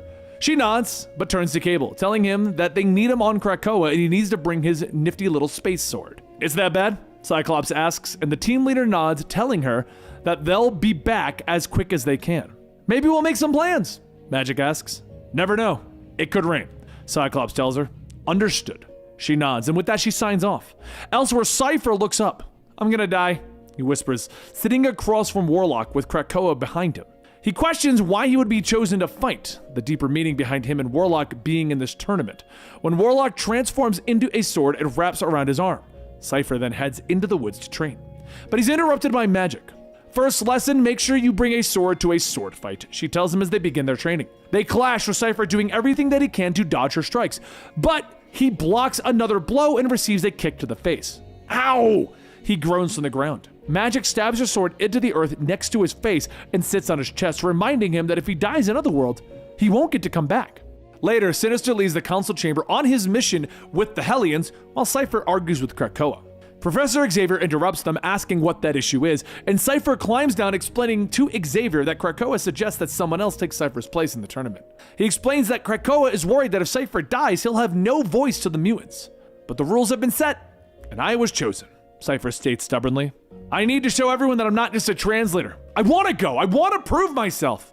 Xavier smiles, telling him that he hopes none of the mutants will have to put their lives on the line. Let us hope that Sinister is successful in ending this before it starts, Xavier tells the young mutant. Later, Cipher's training continues and he blocks another of Magic's blows, smiling at her. But she swings, pushing him away. Don't smile at me. You're clumsy. Your stance is a disgrace. Your balance is worse. Have you not been practicing? She snaps at him. But he laughs, blocking another blow, only to be punched in the face. Suddenly, vines shoot out of the water, wrapping her up. Cipher, tell the island to let me go. It's not helping you by interfering. It will not be there to coddle you in battle, she snaps. Krakoa releases her and Magic decides that it is enough for the day. You know, I'm just trying to keep you alive, she tells the young mutant. She puts away her sword, turning her back on her friend. And when the fighting starts, stay close to me. I'll do what I can, she tells him as she stalks away into the woods. But Krakoa still worries that Cipher will die, that it will no longer have a voice, and Cipher finally stands before the great tree that represents the island. I know you're afraid for me. I know that I may not return, and I'm terrified. But you have to let me do this, he tells Krakoa. A short while later, Magic launches herself at Cipher. He dodges, slashing at her with an impressive strike. We might make a warrior out of you yet, she tells him as he avoids another of her blows. He explains that he can read her body language and know when her attacks are coming, and they clash again, and Cipher realizes. You're holding back. You're letting me win. Why? You've gotten better. I'm proud of you, she tells him. You think I have a chance? Cipher asks her, and Magic stares at him for a moment before asking if he wants the truth. If you raise that sword to fight someone in Otherworld, it'll be the last thing you ever do. But there's not a damn thing you can do to stop it, she tells him. So they step through the portal, and Cipher puts his blade against the seal as the others watch him. Scott, Jean, and Cable are walking through the corridors of the sword station that they activated at the end of our last episodes. Are you feeling anything? Scott asks. No, Cable answers. I was asking the telepath of the family. I'm a telepath, Cable huffs. You don't practice enough, Scott tells his son. And Jean finally asks them to be quiet, telling them that the background interference is stopping her from reading. So they split up, searching the station for a crew. As Scott and Cable move through the corridors, they discuss whether Scott should take his son's place in battle. about what kind of people would let their children fight wars for them. And finally, they come across a large door that is hastily wielded shut. Cutting through it with his optic blast, Nate steps in front of his father. "I'm already a warrior. And what the hell?" Cable hisses as he stares into the dark room. Both mutants stare up at the object as Scott calls to Jean. "Jean, we found something in Science Lab 14 you should see," he tells his wife. She lets him know that she'll be there shortly as she continues to move through the station, pushing a button on the wall, and the doors slide open to reveal a man. "Hello," she says simply, and the man has his back to her, looking out into the vastness of space. "You turned it back on, didn't you? You powered the station back on. Why would you do that?" the man asks. "Why wouldn't we? Where is everyone?" Jean asks him. The man begins to ramble, telling her of the noises that they heard, the screams.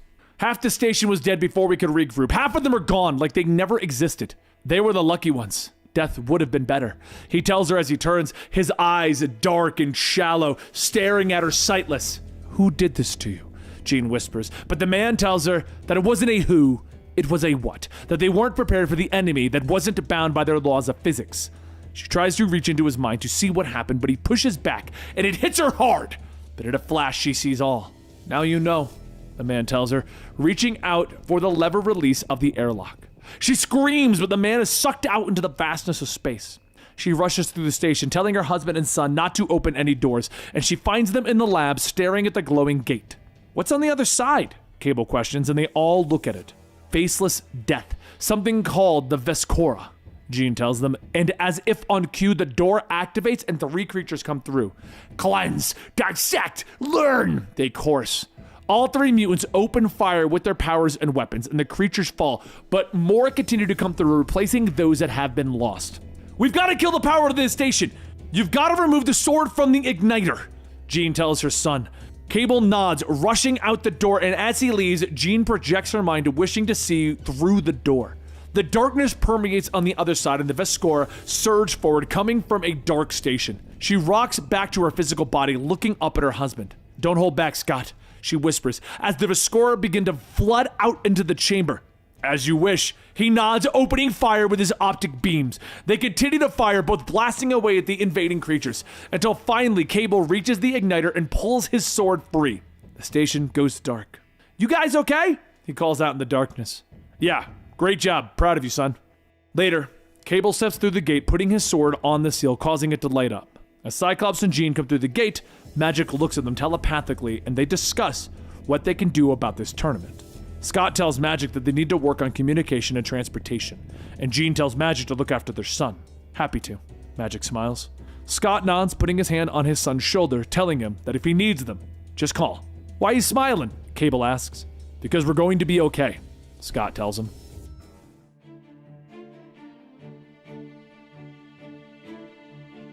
What remains of the quiet council waits, grumbling at Mr. Sinister's lateness, when finally he leans the door. "Sorry I'm late. You were right to send me over there. Now I can tell you what an absolute shit show it is," he tells them. Sinister explains that the mutants of Arrako have been at war for 1,000 years. Kate stands.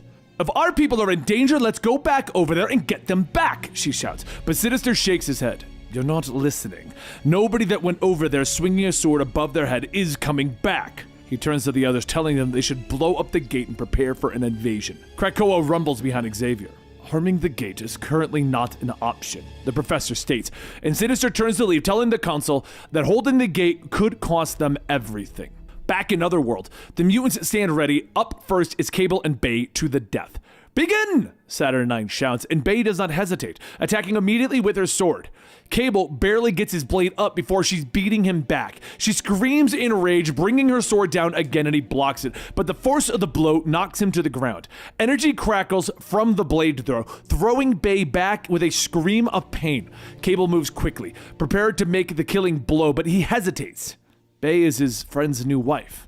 It is in that moment of hesitation that allows Bay to knock Cable's feet out from underneath him. He falls into the mud and she's on top of him, pushing his face deep into the muck. He tries to raise his sword, but she grabs his arm, squeezing it until the bones snap. And as she stands ready to deliver the killing blow, Cipher runs over to her. "Stop! The kid's beat!" he begs of his new wife. Saturn 9 looks at them both. "I declared that this fight was to the death. However, some deaths are in spirit. You may stay your blade," she says to the group. Arrako 18, Krakoa 5. After his arm is wrapped, Cable walks away in defeat, reaching out mentally to his mother and his father. It's tough, but his parents can hear him. They feel his pain. He hangs his head, apologizing for losing. That Krakoa is going to lose the tournament, and a tear falls from his eye. You guys need to prepare for war. They're going to invade, Cable thinks to his parents. And at that time, Saturnine puts her hand on Cable's shoulder. I tolerated this spying for long enough, she says, snapping her fingers, and the connection between the family is severed. Back over on Krakoa, Scott shouts for his son, falling to his knees, telling his wife that they can't lose him. And Jean tells him, let's go fix this. On Otherworld, Saturnine prepares for the next match. Gorgon versus the White Sword. You will face me after you make it through my swords, all 100 of them, the White Sword tells Gorgon. The first warrior comes, but Gorgon cuts through him with one blow. 2 and 3 come together, but he slides through them with his blades. They continue to press on, more and more grouped together each time. Gorgon uses his power, but one of the warriors takes his eyes. Send them all! White Sword shouts as he claps. Gorgon stands breathing heavy. Come and die! He bellows as he prepares his blades. The others watch as the warriors continue to fight on. By my count, Gorgon has slain 13 of the White Sword's champions, giving Krakoa a narrow lead of 19 to 18, she tells the group. It is War who then turns to the White Sword, ordering him to finish it. The warrior steps forward, seeing Gorgon covered in blood, swaying from exhaustion, but his sword is still ready. It is over, and when it is done, I will restore you and you will serve me, the White Sword tells Gorgon as he stands before him, but Gorgon shakes his head, readying his own blade. Never! I walk my own path, he gasps. I could impose my will, the White Sword says as he raises his hand. Not over me. So be it. The White Sword snarls as he stabs Gorgon through the chest. The mutant falls as the White Sword turns away from him. That is how a mutant dies, children. Apocalypse rumbles to the group. Saturn 9 stands before them. The contest is tied, and she holds up the final cards, but Genesis steps forward. There is no need for theatrics, witch. We know what is to come next. Apocalypse finishes the statement as he readies his blade. The husband and wife step forward towards each other with their weapons. It's a duel fated millennia ago. X-Men number 15. Back over on Krakoa, Jean and Scott are preparing to make their argument. They step before the Quiet Council. On Otherworld, Saturnine sits upon her throne, Shogo curled around her. Genesis and Apocalypse stand in the arena, the final battle between husband and wife to decide the contest of champions. If I am to die, and die at your hands, is it really to be like this, with your face hidden from me behind a mask? Apocalypse questions his wife. Though the mask speaks, Genesis pulls it from her face, telling Apocalypse that she wanted to spare him the shame of remembering who is fit and who is weak. Shall we dance? She asks with a smile, and the two lash out at each other, energy erupting from their swords as the blades all meet. On Krakoa, Jean and Scott fill the council in on what they heard from Cable before the connection was severed. It is Magneto that questions going to get their son during the contest. I am going to go get him, Scott simply states. They explain that Krakoa is losing the contest and that there's nothing that they can do to stop the invasion. Magneto steps forward, asking Scott if he even has a plan. I'd like to take a strike team on a smash and grab to get our people back. We get our people out and then we close the gates for good, he tells the group. To save our people, then close the gates and save our nation. Does that cover it? Magneto asks, and the others discuss the plan, but it is Exodus who questions what happens if Scott fails. Look at me, I'm the mutant who has yet to fail this council. Do you think I'm going to start now? Scott asks, and they continue to discuss it until Scott finally explains that there's no talking him out of it. And Jean raises her hand, stating that she is going as well, and Nightcrawler arrives raising his hand. With all this talk of swords, I was offended I wasn't invited in the first place, he says with a smile, and Kate nods, raising her own hand. And Shaw points out that they can't lose that many council members. I demand that we vote on this, and that leaving means giving up your seat on the council, he says. The council votes in favor, but Jean is still going. She tells Kurt to stay, that he is the soul of the group. And Kate is pissed when it's pointed out that they're going through one of the gates. But it is pointed out that if they leave the gate open for Scott's strike force, they are leaving Krakoa open for invasion. So it's voted on again that they should close the gate behind them. Xavier apologizes to Scott, but tells him that he can't think of just a few mutants anymore. No matter how much they mean to me, he says, and Scott nods but explains that he is still going because he knows the difference between right and wrong. That's how I was raised, he tells the professor with a smile. On the Otherworld, Genesis and Apocalypse are continuing the final battle. She twists, slashing him across the chest, drawing first blood. While back on Krakoa, Magneto asks Scott, what will you do? The X-Men are heroes. We'll save those who need saving, no matter the cost, Scott tells him. He takes Jean's hand and the two walk out of the chamber. Good boy, Eric whispers. Next to him, Xavier smiles. Meanwhile, over on Otherworld, Genesis steps back, raising her blade. You are wounded and weak, my love. I give you one last kiss. Then I will hear your surrender and welcome you back to your rightful place at my side. She says that she prepares to strike again. She swings the weapon, and Apocalypse blocks her blow, but his sword shatters.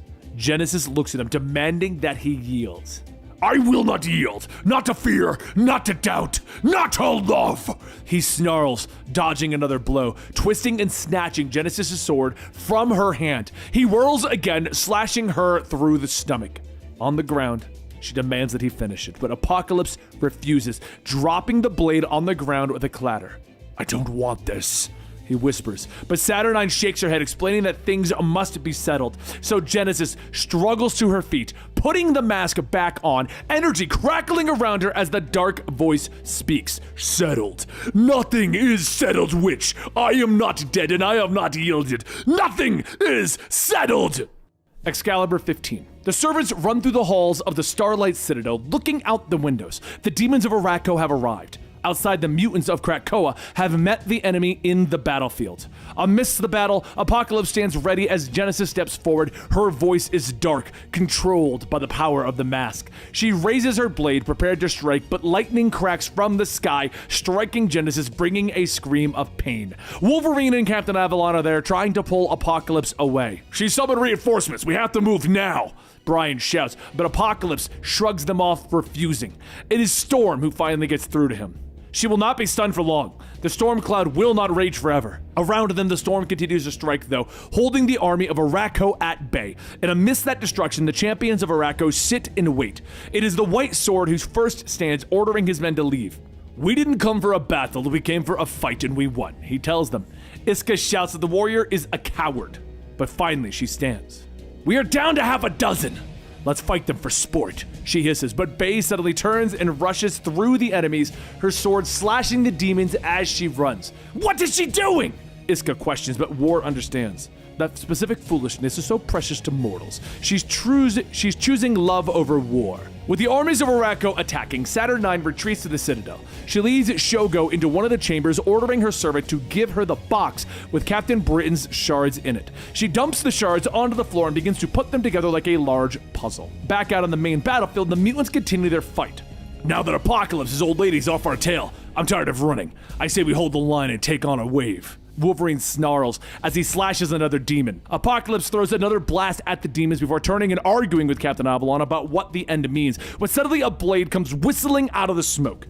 Apocalypse catches it, but Bay rushes Avalon, slamming him into the ground. Apocalypse turns to attack the woman, but Cipher steps between them. Don't! She's my wife! He begs, and Storm descends, questioning whether Bay will join their side. Of course she wants to help you guys. You don't know her at all. Doug begins, but Bay covers her ears and hits the group with a piercing shriek that throws them all to the ground.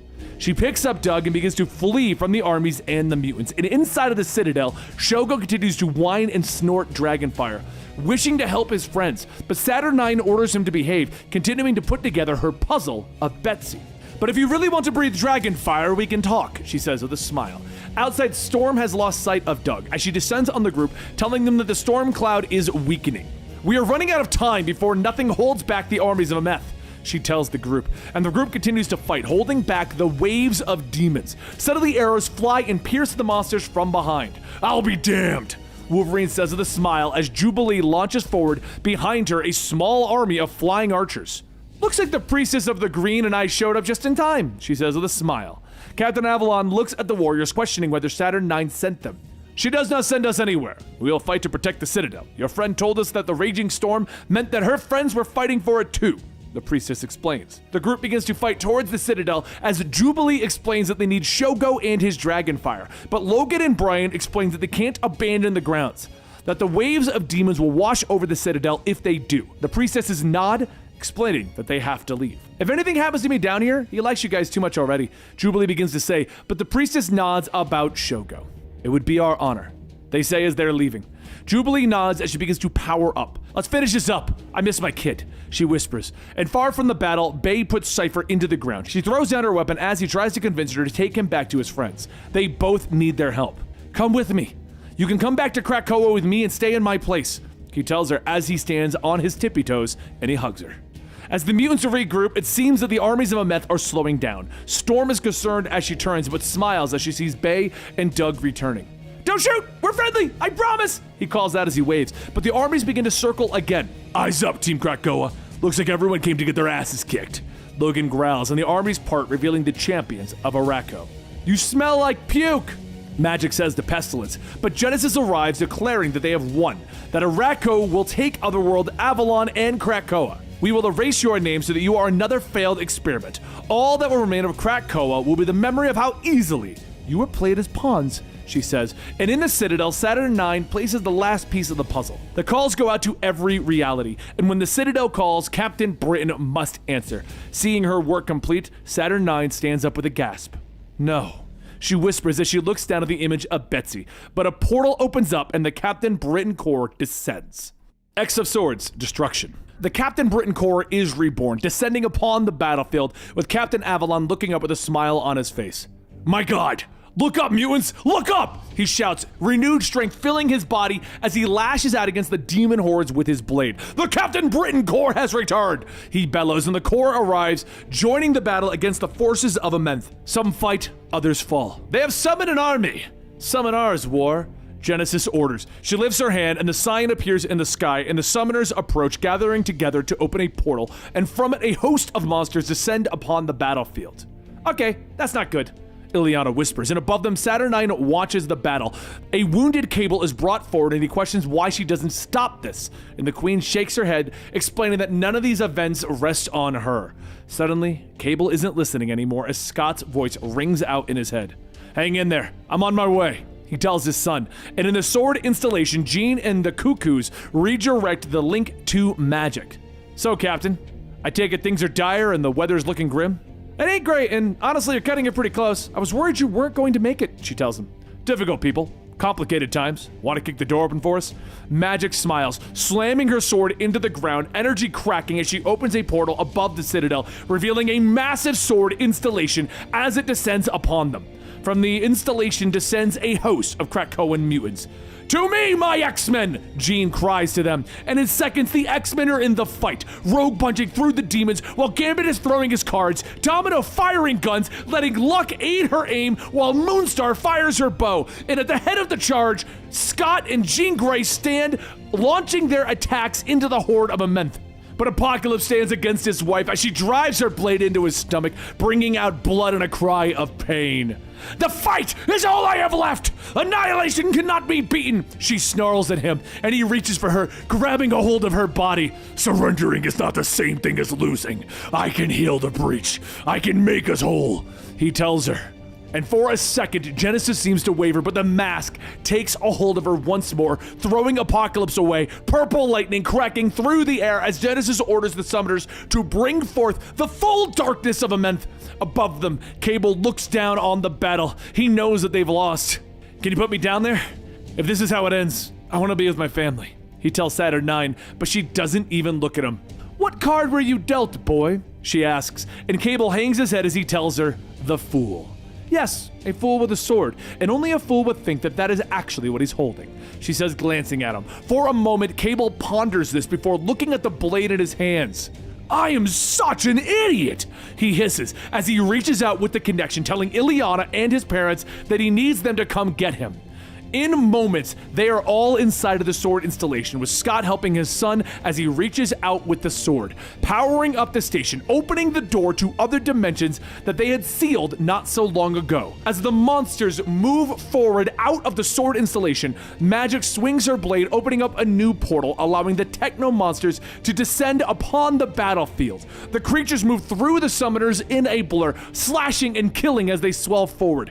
Genesis is distracted by these creatures, these monsters that have come out of space and time. She swings her blade, slashing through them, and in a blur of motion, Apocalypse is on her, slamming her into the ground before tearing that mask off of her face. The energy cracks as he bellows, and he fights against that power, and everyone turns to see this titanic struggle. Go on, finish it, Saturn 9 whispers from above as Genesis is shocked as she watches her husband place the mask upon his own face.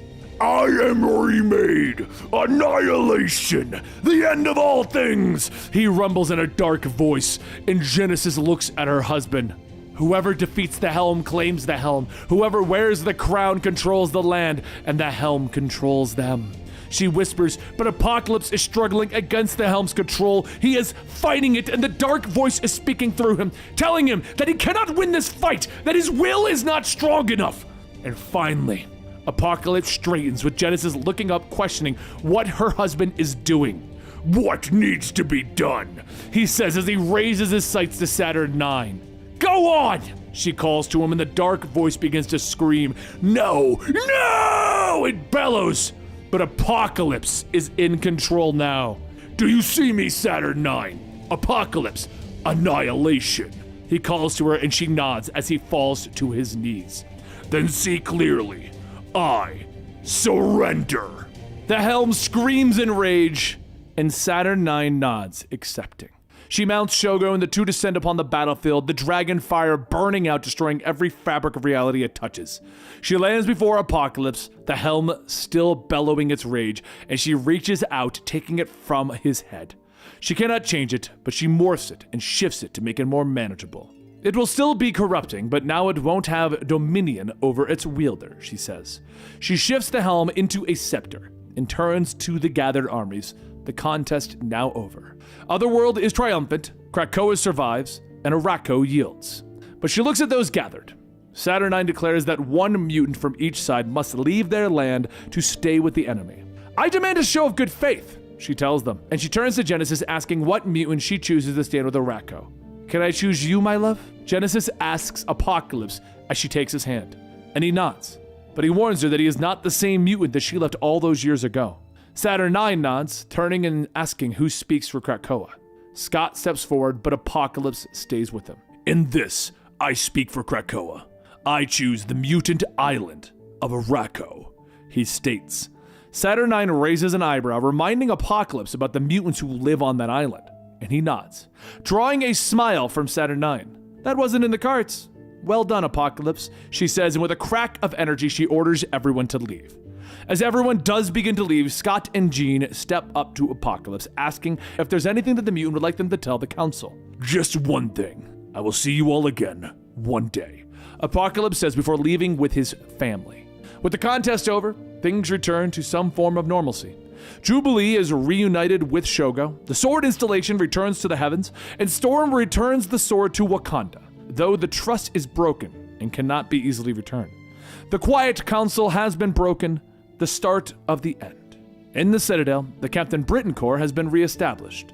Loyal knights to Saturn 9, Opal Luna Saturn 9, the rightful ruler of Otherworld, long may she reign.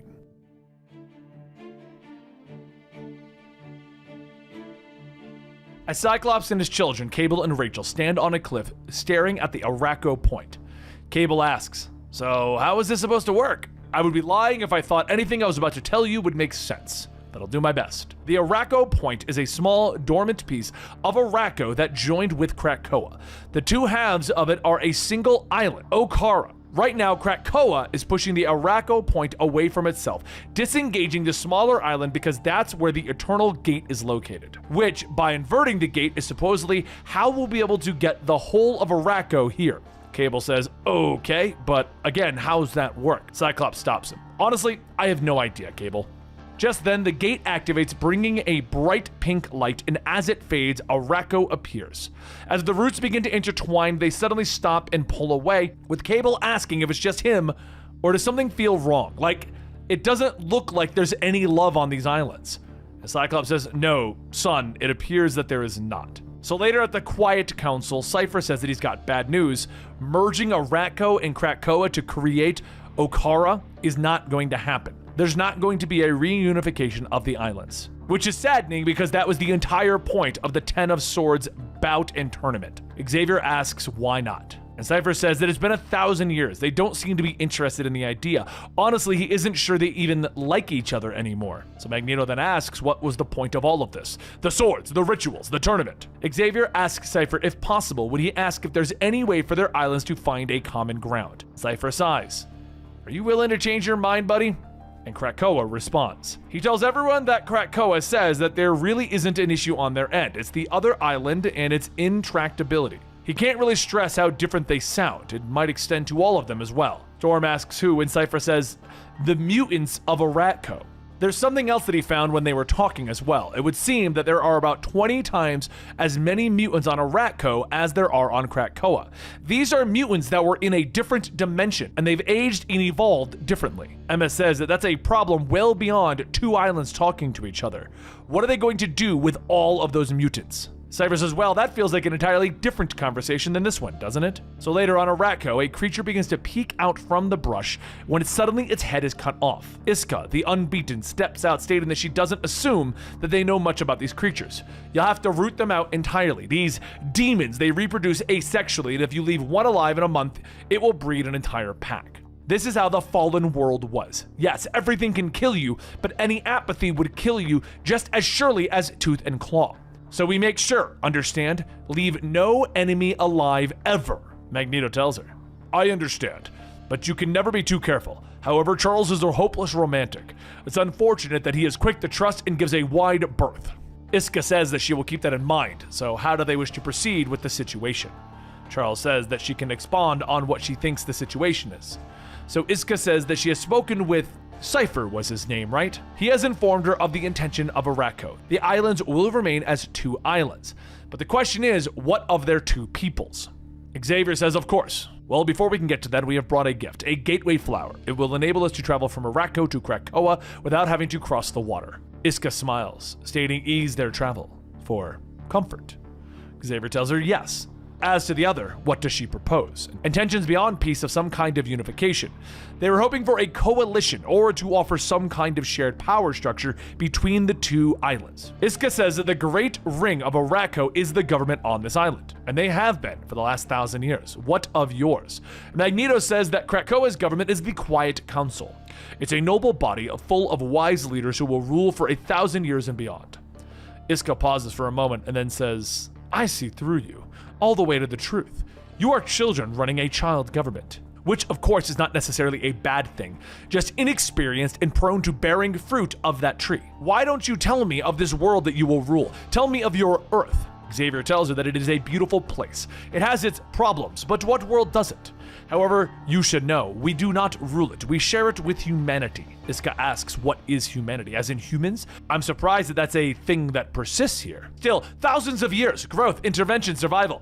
These have a way of sharpening a tool. And if you share the world with humanity, then they must be formidable, worthy of this impasse. Magneto says that they are just men, and Iska pauses again. When she speaks, she tells them that she knows that they are both from different ways of life. Time has changed their two lands, changed them. She needs them to listen to her. They are hard people made harder by war. They have no peace in them. Perhaps with time, with a little grace, they can become as the people of Krakoa are, accepting, gentle, soft. But she must warn the people of Krakoa. Do not come to this place again like this, with dreams in your heads and flowers in your hands, for this is a land of swords. As Iska leaves, she sheaths her sword, telling them that she will take their offer to the ring. They will consider it. Later, back on Krakoa, Jean asks Xavier if he thinks that there's going to be a problem. Xavier says that he thinks that they will need to be at their strongest to weather these uncertain times. With their resignation and Apocalypse's prolonged, possible permanent absence from the council, there are 2 open seats on the Quiet Council. Magneto then says that there should be a vote, of course, but they will need the numbers to push it through. Jean, your reclamation should be a formality. Scott, your reputation should make yours one as well. Jean and Cyclops look at each other for a moment and then they both turn back, stating, no, they do not wish to be on Xavier and Magneto's government. Magneto scowls. Why not? Jean tells them because they both feel that they have something more important to do right now. The X-Men. If there's going to be one thing that her and Scott have learned through the beginning of this great Krakoan experiment, it's this. The people of the nation of Krakoa feel like someone is acting on their behalf. They feel like this Quiet Council is doing everything. Now deciding what's best for the people of Krakoa, not deciding what is and is not in their best interest, but someone who fights for the people of Krakoa, that's them. Xavier looks at him and says, there's no talking you out of this, is there? And Jean says, no, there isn't. Magneto asks if they've decided who's going to be on their X-Men team, the representatives of the actual people of Krakoa. And Cyclops says that they could always handpick a team to get the job done, but that feels wrong. Xavier asks what do they plan on doing then, and Cyclops smiles. We're going to let the people vote on the X-Men. Across the supercluster of galaxies that make up the sector of this universe, Quadrant is in turmoil. For thousands, tens of thousands of years, the one thing that has outlasted wars, invasions, annihilation events, and celestial disruptions was what held most of these ancient societies together: commerce, trade, wealth. But no matter if it's Shiar or Brood, Kree or Skrull, Wraith or Chameleon, the worlds are collapsing. And it's only kept in line by the might of the Praetor. These are not yet the black days of end times, but the sun is setting, and there's a new regiment on the throne of the Shiar Empire. Like all new monarchs, this is a particularly vulnerable time for Xandra. Court politics and imperial machinations were bad enough, but now the magistrate in waiting has disappeared. And when such a situation arises, Deathbird calls on the one group of people that she knows who can find Xandra quietly. She says that her paramour promised that they not only could do this favor for the Empire, but that she could trust them. Was she correct? Cyclops tells her, we do have that quality, and frankly, we're in the saving the day kind of mood.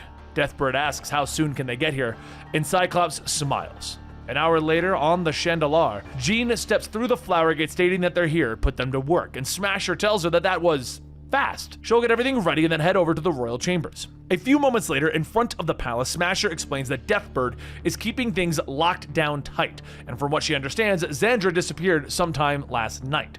She was in the royal wing. The guards were on duty and they were found dead, but the security footage doesn't show anyone having entered or existed in that room. That could either mean that this is an inside job, or that whoever this was has the technical prowess to bypass the best security that the Shiar Empire has to offer. Storm asks what of the staff, and Smasher goes on stating normally they're vetted heavily, but really in desperate times anything is possible. Once the team is before the staff, Deathbird says that this is everyone who was on call the night of the abduction. Oracle says that she probed them all telepathically, both as a group and individually, and she found nothing. So she isn't sure why they're wasting. Jean stops her. We want to be thorough and leave no stone unturned in the hunt for an imperial princess. She begins to project herself, navigating through the staff's minds. She's not looking for a specific action, but rather the absence of certain thoughts. See the mask for what it truly is. When she returns to her body, she points. That one! And the staff in question shouts, "Death to Xandra! Death to the tyrants!" But before they can attack, both Cyclops and Storm hit them, knocking them out. One of the aides looks down at the assassin, stating that the disguise is fading. It's Stygian. Their innate resistance to telepathy explains how she got through. And as for why, well, and Deathbird says yes, it's all becoming clear now. Meanwhile, in the catacombs of Chandelier, Xandra's captor says that the Empire has given them these gravity-heavy worlds. Mind them, the Shi'ar said. Make the Empire rich, the Shi'ar said. The Empire will provide them and their people, the Shi'ar said. But where are the Shi'ar now? Where is their money and the gratitude that it buys? Gone with the Great Collapse. I'm sorry, they say. No one could have seen this coming. We regret that your people starved. Even more, we regret that there's nothing we can do. We were told that we should be grateful. It is not often that the unseen hand of the subjugation is revealed, and revealed to be that of an entitled child. Were you born evil? Does your family name Narmani taint your entire existence? Xandra tells her captor that he has to know that someone will come for her, and the captor laughs, stating, "Do you not see the weapon that I hold? It is the great maul of the Stygia, and with it I have executed every member of your puppet Shi'ar government. My own blood tasted this metal, for I am the justice of my people. I am Xandra tells him that he is a monster, and tells her, I am what the universe made me, what the Shi'ar made me. The bill has come due, little empress. Time to pay. Seconds later, the X-Men and Smasher descend into the catacombs, with Jean stating that the assassin's mind is like a fog, but it is clear that this deep-seated anti-imperial sentiment was always there. This financial collapse must have made it worse, but she is sure that it wasn't that hard to position their people into place for something like this. They clean up after the Shi'ar, they wash their clothes, they make their food. This has probably been a long time coming. Back with the princess, says that they will make her an example. They will break the throne, which then breaks the hold the Empire has on its vassal world. It begins with a blood sacrifice. Any last words, little tyrant? Xandra says that she has ruled for less than the blink of an eye, and that short term has almost certainly been defined by the collapse of the universe is currently facing. He has no idea what she would have done, but that doesn't matter to him. He thinks that he is righteous, but this makes him a murderer. So swing true villain. We children care so very little for dying badly over sins that we did not commit.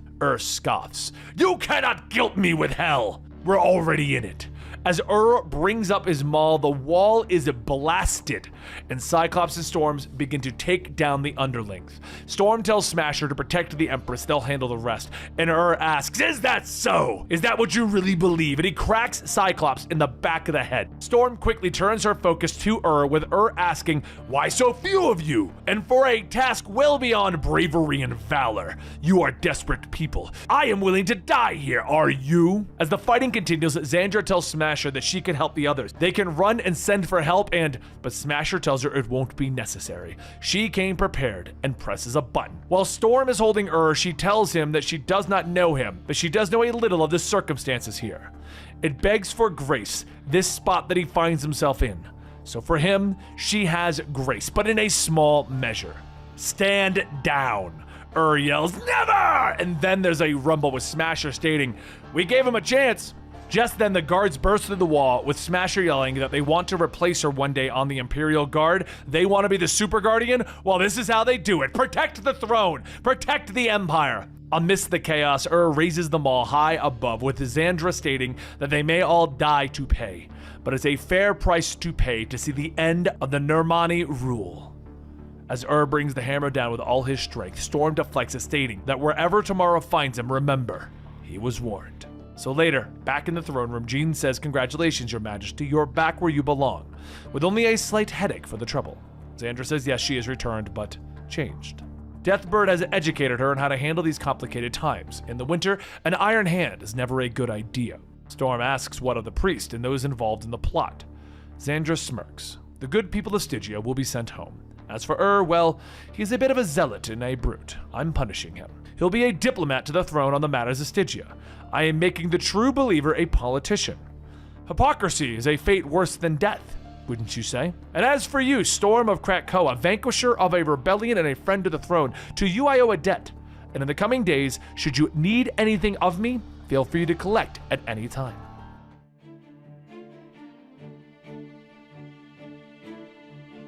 In South America, there is the Vault. It's unknown what is really in there, and with the help of some fellow mutants, a team was able to sneak inside. However, inside of the vault, time flows differently. It waves and wanes in temporal tides. The team to get inside would consist of Sync, Darwin, and X-23.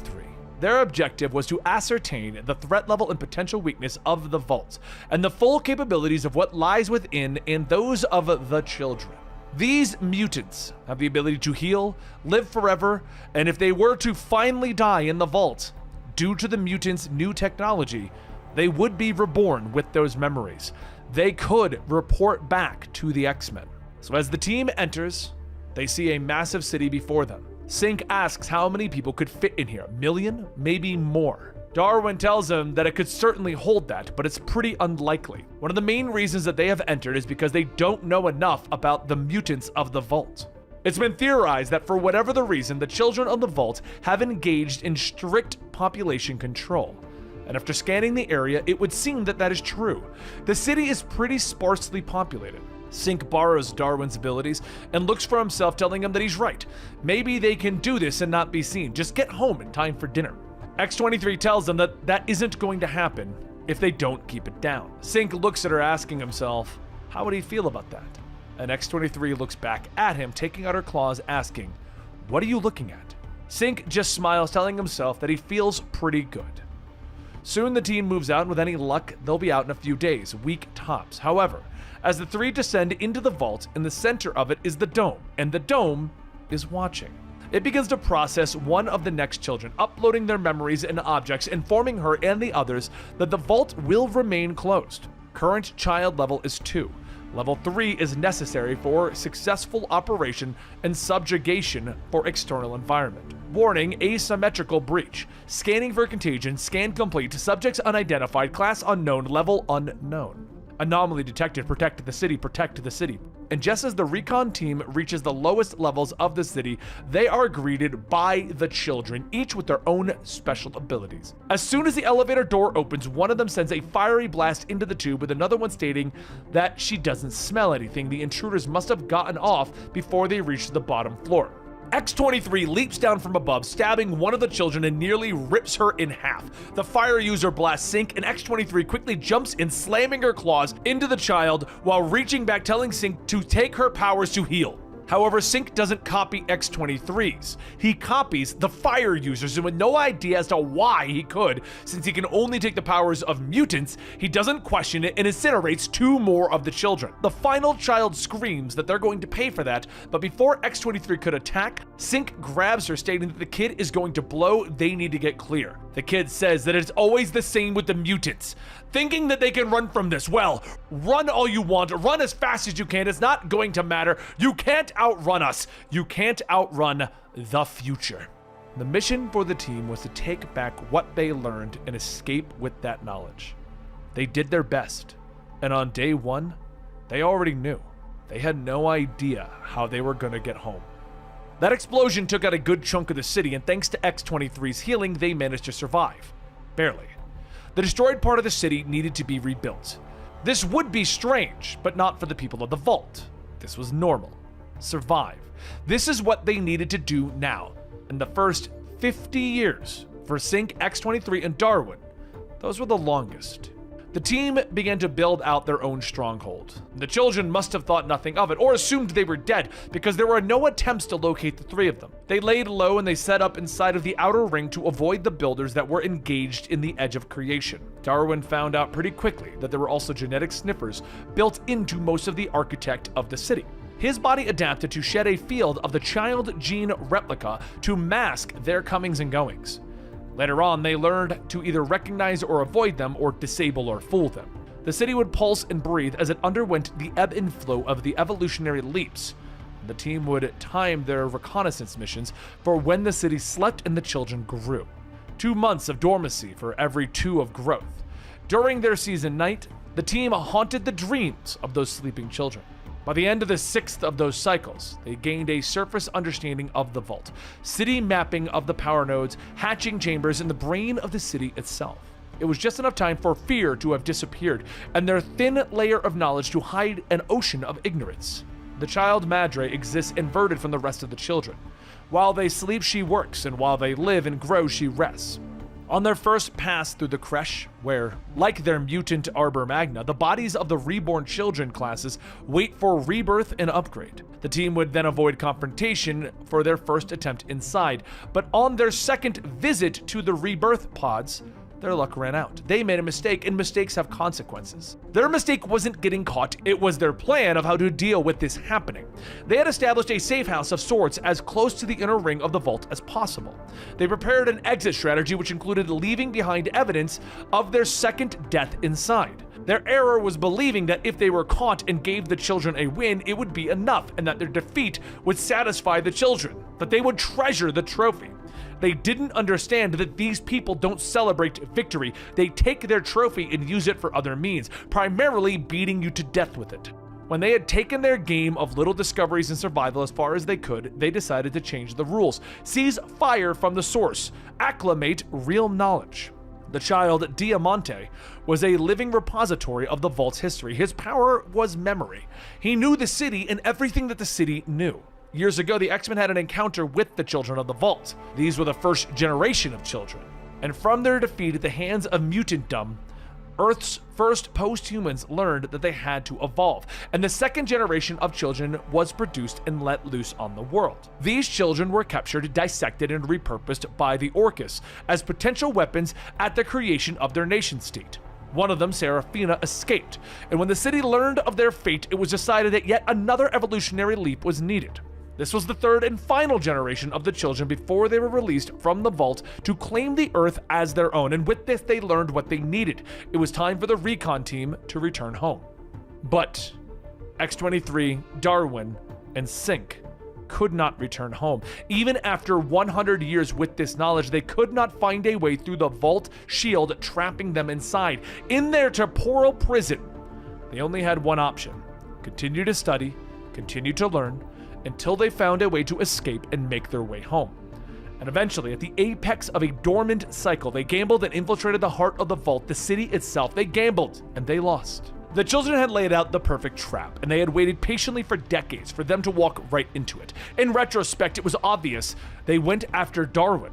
X-23 and Sync were an afterthought, though X-23 was captured as well. Sync spent decades no longer alone in his thoughts. Survival and observation could only fill so many hours or weeks or years.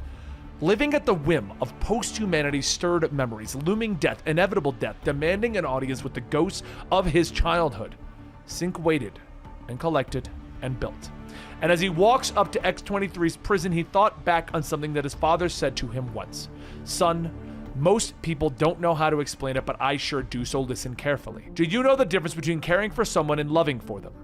If you love someone, then you're willing to die for them, and that's the difference. That's how you know it's real. Sync lived that day that he rescued X-23. He could have died, but he did it anyway. So the two planned again, this time to get Darwin. And when they found him, they knew what the vault was going to do with him. They were using his ability to adapt and amplified it to bring the fourth generation of children out, but atomized him repeatedly. Right now, Sync and X-23 had to escape, and the only way would be to go through the shield that would ultimately end them. However, Sync built something that could disrupt it long enough to allow them through, though it would still hurt like hell. The professor needs to know what is going on. They have to tell the X-Men. Sync and X-23 throw themselves through the barrier, reverting to their younger selves, but nearly killing themselves in doing so. Of course, the children came, and X-23 told Sync that one of them has to make it, and he doesn't have powers. She might not be able to stop them, but she will be able to slow them down. He saved her once, now let her save him. Sync managed to escape, but hardly made any distance between him and the vault before he was struck down by the children. He called out to the professor, asking if he could hear him. And what answered was the children, telling him that he will die here, that they're going to wipe his kind from the face of the planet. They are the future, not the X-Men. Later, reborn, Sync, with all of his memories, crawls out of his pod reborn. The professor heard him. He made it back. He was resurrected with the secrets of the vault, what they had become, what they were becoming, and some ideas of how to stop them. That's just information, data. Here's what he really learned. Friend, confidant, partner, lover. Those are human words to describe a human relationship measured in human years. And he can still hear him. His father stating that he loved his mother so much that they were willing to die for her. Human words, useless words. Love is not dying for someone, it's living for them. Sync watches as X-23 is reborn, the woman that he just spent decades with, the woman that he now loves. He begins to think of the lifetimes that he got to spend with her in there, that he knew her better than anyone else on the planet, more than anyone will ever know now. And he wonders, how do you explain this to her? How do you tell her about everything? How do you even start that conversation? Because since she died in the vault, she doesn't have the memories. X-23 stares at him, popping her claws, asking, "What are you looking at?" And Sync smiles. "Yeah, okay. That'll work."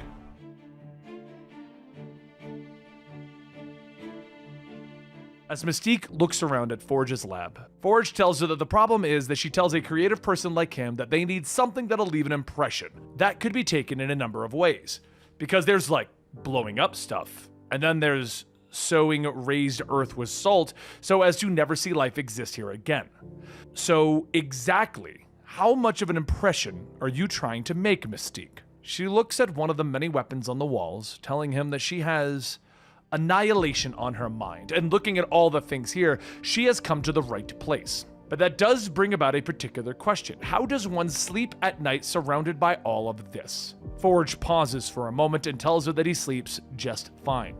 Take a stick, for instance. You can craft it and shape it into something, or you could use it to beat someone to death.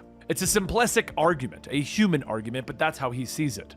The combustible engine, computer processors, atomic energy, genetic engineering, look at all of the glorious things that humankind has made. They take a useful tool and then they find a way to use it for destruction. Both human and mutant tools, it's what they do. It's the lie that humans tell themselves. We started with such good intentions. Now he won't lie. When he makes something, he makes it with a single function and purpose, be it a tool or a weapon, which brings them back to the stick. In the end, it's not the instrument that matters, it's the one who wields it, and the kind of person that they are. So how do you sleep at night, Mystique? She pauses for a moment and tells him that she sleeps fine. So later at the House of M, Mystique presents the weapon that Forge made, stating that he called it a microscopic singularity generator. Apparently when it goes off, it'll release a miniature black hole that will exist for a fractional amount of time before collapsing in on itself. It will eat the Orcus Forge, but it won't be big enough to reach Sentinel City or their systems on the orbital platforms. Anything larger, they'd risk the sun. Magneto looks at her. Of course. Because if there's one thing that this seems to be an exercise in, it's restraint. Mystique tells him that this isn't some kind of selective surgery, it's cancer. Cut it out at the root. Treating it in some other way does no one any good. Leave no doubt. That's what you want here, isn't it? Charles looks at her. It's possible that up to this point, we've overmanaged the job. So you're the one executing it. Perhaps we should leave the details of the mission to you. In the end, the only thing that matters is preventing Nimrod from coming online. Mystique scoffs. So the slaughter starts, and you want your hands clean. Such leadership here at Krakoa. Magneto says that this isn't servitude. They made a deal. Anytime she wishes to end it, she can simply let them know that she is not the right tool for the job. Charles adds, you are among other monsters, some who do not lie to themselves about what they are. Mystique suits up. When I return successful, you'll have Irene moved to the front of the resurrection queue, right? Magneto tells her of course, and Charles says, we made a deal. Only your failure prevents its completion. So later at the Orcus Forge, Dr. Gregor gathers her scientists around, stating that this is it. The crystal that she holds is something wonderful. It's human life, her husband's in fact. Before he died saving this station, Aramis was a subject of a very special experiment. The idea behind it was that using holographic memories grown in crystalline shells, she could properly restore the essence, the extrapolation of the saved data back into a human body. The container would have to be the same material, self-healing and replicating to keep up with the violent rebirth of a man, but alive and returned from the abyss. So they are gathered here today to witness the resurrection of Aramis. If successful, the greatest achievement of her life, a scientific marvel, and yet her only concern is love. As Gregor places the crystal inside of the Nimrod body, everyone watches as it comes to life and asks, Ella, I feel so strange. Gregor says that she knows, and he must be so very confused. It's a partitioned memory node for when he is ready. He can access it and know all that has happened slowly. This is not. Just then Aramis accesses all of the events and screams. As he calms down, he tells her, I died, you wept, the world changed, and you brought me back. Gregor says yes, he is back, but not in flesh and blood, in a form where they can never hurt him again. Aramis begins to access all of Nimrod's features, stating that the capabilities and the things that he is able to do, they are incredible. Duplications, energy absorption, weapons systems, tactical databases. He is more than he was, but he cannot give her a child. Gregor says that it doesn't matter. What matters is that he is back, and that'll do until the end of days. As Aramis hugs Gregor, he stops for a moment, and then he points that that's a mutant. All of the scientists turn to the one that Aramis pointed to, and Mystique in disguise yells, crap. As she changes back, she says, congratulations on all of your success here. It's quite an achievement. I'll make sure that you're fully credited when I carve it into your tombstones. Mystique activates Forge's bomb and throws it, and Aramis replicates himself to send one body after Mystique while tending to the bomb. Gregor says that she knows a bomb when she sees one, and Aramis says yes. But this is more. Hard shell, atomic decay, anti-proton, singularity. Gregor then asks if this is meant to destroy the entire station, and Aramis tells her, yes. You built this body with an internal translocator. It used the mass of this machine as a counter lever. Matter displacement. I can regrow, rebuild. Any mass lost by the host machine can be replaced, but the infant data has been partitioned equally. We have to wait for the memory core to grow and replicate throughout the host body. If we were to lose one of the bodies, the portion of them will be lost as well. Gregor tells him no, she can't lose him again. She can't. But Aramis says, I am so sorry for what I am about to do. But I am as I always have been, and I would never save myself if the sacrifice meant losing you. Duplicate. The duplicate walks Gregor away, stating, think of it this way, my love. You brought me back so that I could save you one more time. So I will. As Aramis uses his host body to teleport himself in the singularity bomb out, it explodes, disappearing within seconds. The duplicate tells her, "It is done. The station is secure." Gregor looks up. Are you in there, my love?" And the duplicate looks at her. "We are so sorry for what we are about to tell you." Up ahead, Mystique runs towards the flower gate, but before she can pass through, Nimrod grabs her, telling her that she should take a good look. "You have failed. When you return home, tell your masters today that I was born into existence, and the first thing that I experienced beyond the love for my creator was pain and loss at your hands. I am Nimrod, the hunter, and you were my beginning. I swear, I will see your end." As Nimrod fires a blast into Mystique's stomach, launching her through the gate. Later, she breaks out of her resurrection pod, and Magneto says that they tried to save her, but she died from her wounds immediately after her return. But now that she is reborn, so do tell, what happened? She coughs. "You backed up my mind. You know what happened." Magneto looks at her. "I want you to say it." I failed. It's online. Nimrod is online." Charles looks at her. "This changes everything." And Magneto says, "In short time, it'll clarify others. We need to." But Charles stops him. "Yes, no point in putting it off. We should do that now." As they turn to leave, Mystique crawls towards them. Wait, what about Irene?" And Charles looks down at her. "What about her?"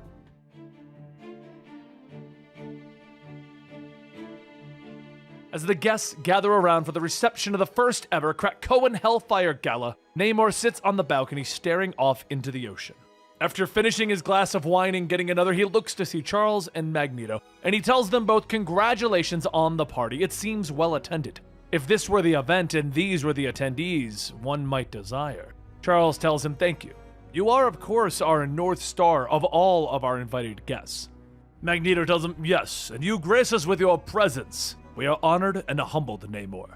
Namor takes another drink, and after a short pause, he asks, "How is the Empire building?"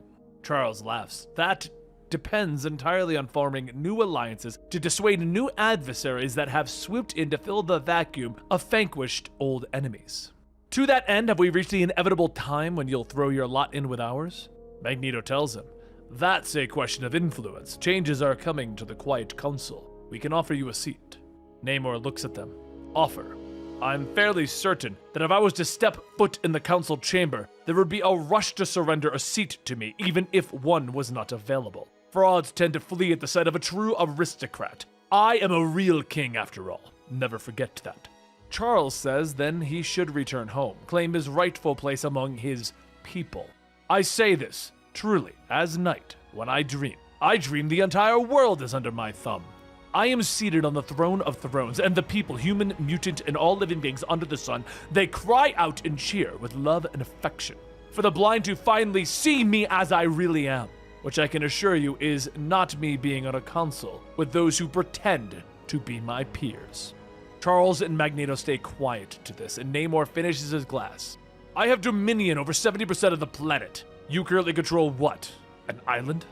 Get back to me when you have something actually to offer. Until then, my interests, whatever they may be, will remain divided." Later, Cyclops and Jean stand up asking if they may have everyone's attention. They've reached the point in the evening when it's time to introduce to them their newest team of X-Men. Of course, before they do that, they have to be selected. Jean calls out to everyone telepathically, stating that she requests they open their minds to her. Mutants across the globe listen in, and once they are all present, Jean begins to go forward, and with just a few moments, she smiles, stating that it is done. Done and well. Step forward. Rogue, Sunfire, Wolverine, Sync, and Polaris. "Ladies and gentlemen, humans and mutants, I give you your X-Men." The rest of the party for the evening goes off without a hitch. Everyone's celebrating and having fun as the new team of X-Men is formed. For the night's end, Emma Frost tells everyone that it is an interesting thing, an ending.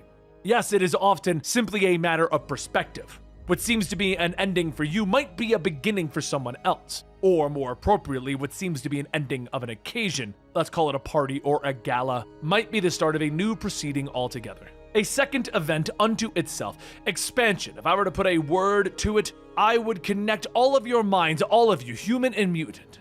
And what I want to offer is a unique view of the show. You can refuse, of course, but fair warning. This is one of those where were you when moments, and it would be a shame if being close-minded made you miss it. Everyone begins to open up their minds to Emma, and she tells them that that's it. Take a deep breath and a soft exhale. Fireworks at the evening's end, which is not the end at all, but the beginning of a new age.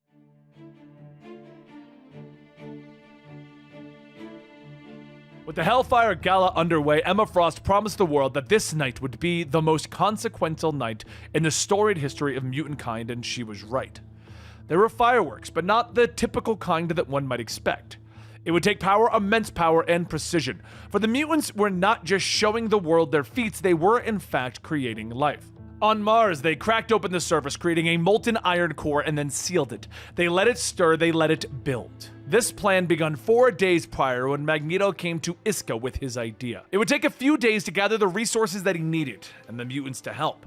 But his plan would be one that would allow the mutants to prosper. Once the pieces were in place, only then did Iska offer her assistance. Lactuca, the Knower, Soborner of the Depths, and Zelo, the first defender of this broken land. They will help him in his quest, but now as the warriors of Arrako are known for. With Mars sustaining its new heated core, Lactuca would offer his blood. He'll mark this land with his body, and from his unique chemistry, he would create oceans.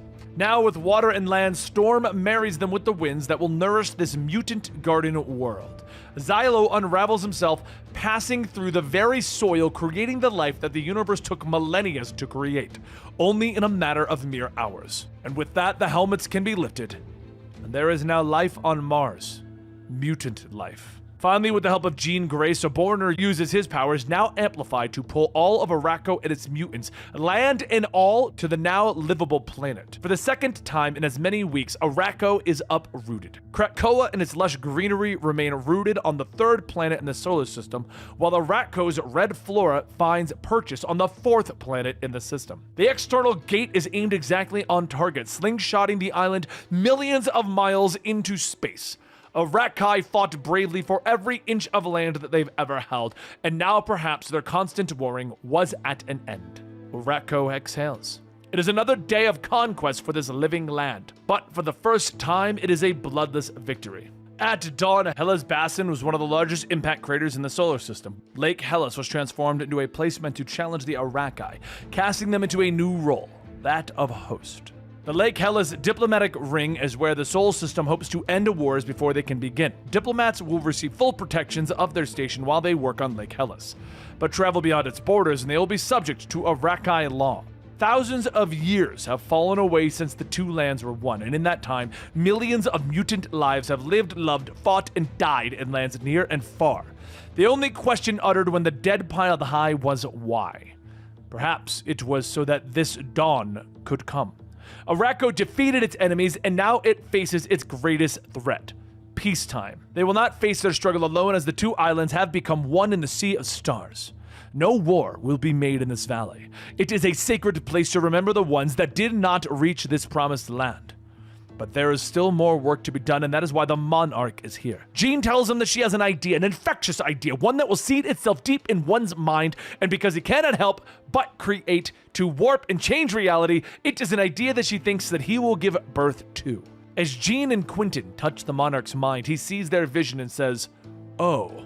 The Monarch grabs his stomach as it swells, and Quentin asks, "What is happening?" And Jean says, "Wait, oh god, he took me literally." A few moments later, Monarch gives birth to a space station. Jean holds the large station with her mind and tosses it into the sky, telling Magneto to catch. Magneto does, telling them back on the surface to breathe easy. Sword Station 2 is in orbit and ready to defend Arrako. Jean kneels down, telling Monarch that she hopes that was fun for him. She is pinching off the pain receptors while Elixir patches him back up. Monarch laughs, telling her that she really knows how to show a fella a good time. Somebody owes him supper. As Monarch gets up, putting on his cape, he says that he supposes it'll need a control tower, right? Instead of birthing the next one, Monarch holds out his hands, creating a control tower, telling him that he presents Port Prometheus. It's only fair. They can't invite the galaxy without being able to provide parking. Jean says, okay, now we can return to the party, to the Hellfire Gala. And Elixir tells her that he actually has a feeling that the party is about to come to them. Once the flower gate finishes growing, the goers of the Hellfire Gala begin to step through, with Magneto welcoming them, telling them, "Welcome, my friends, to planet Arrako." And there you go, what we did for Dawn of X. Now, there was a debate in the office to do those missing 6 issues, but honestly, it's just more world building, and we thought we just needed to move forward with the X-Men. The conclusion of this is the brand new X-Men team, and we will be covering the new run of that new team right here at the Comicstorian channel. So please consider sticking around by hitting that like button, hitting that subscribe button, and, well, you know, just checking back on a regular basis. Thank you so much for you guys' continued support, and I'll see you next time right here at Comicstorian.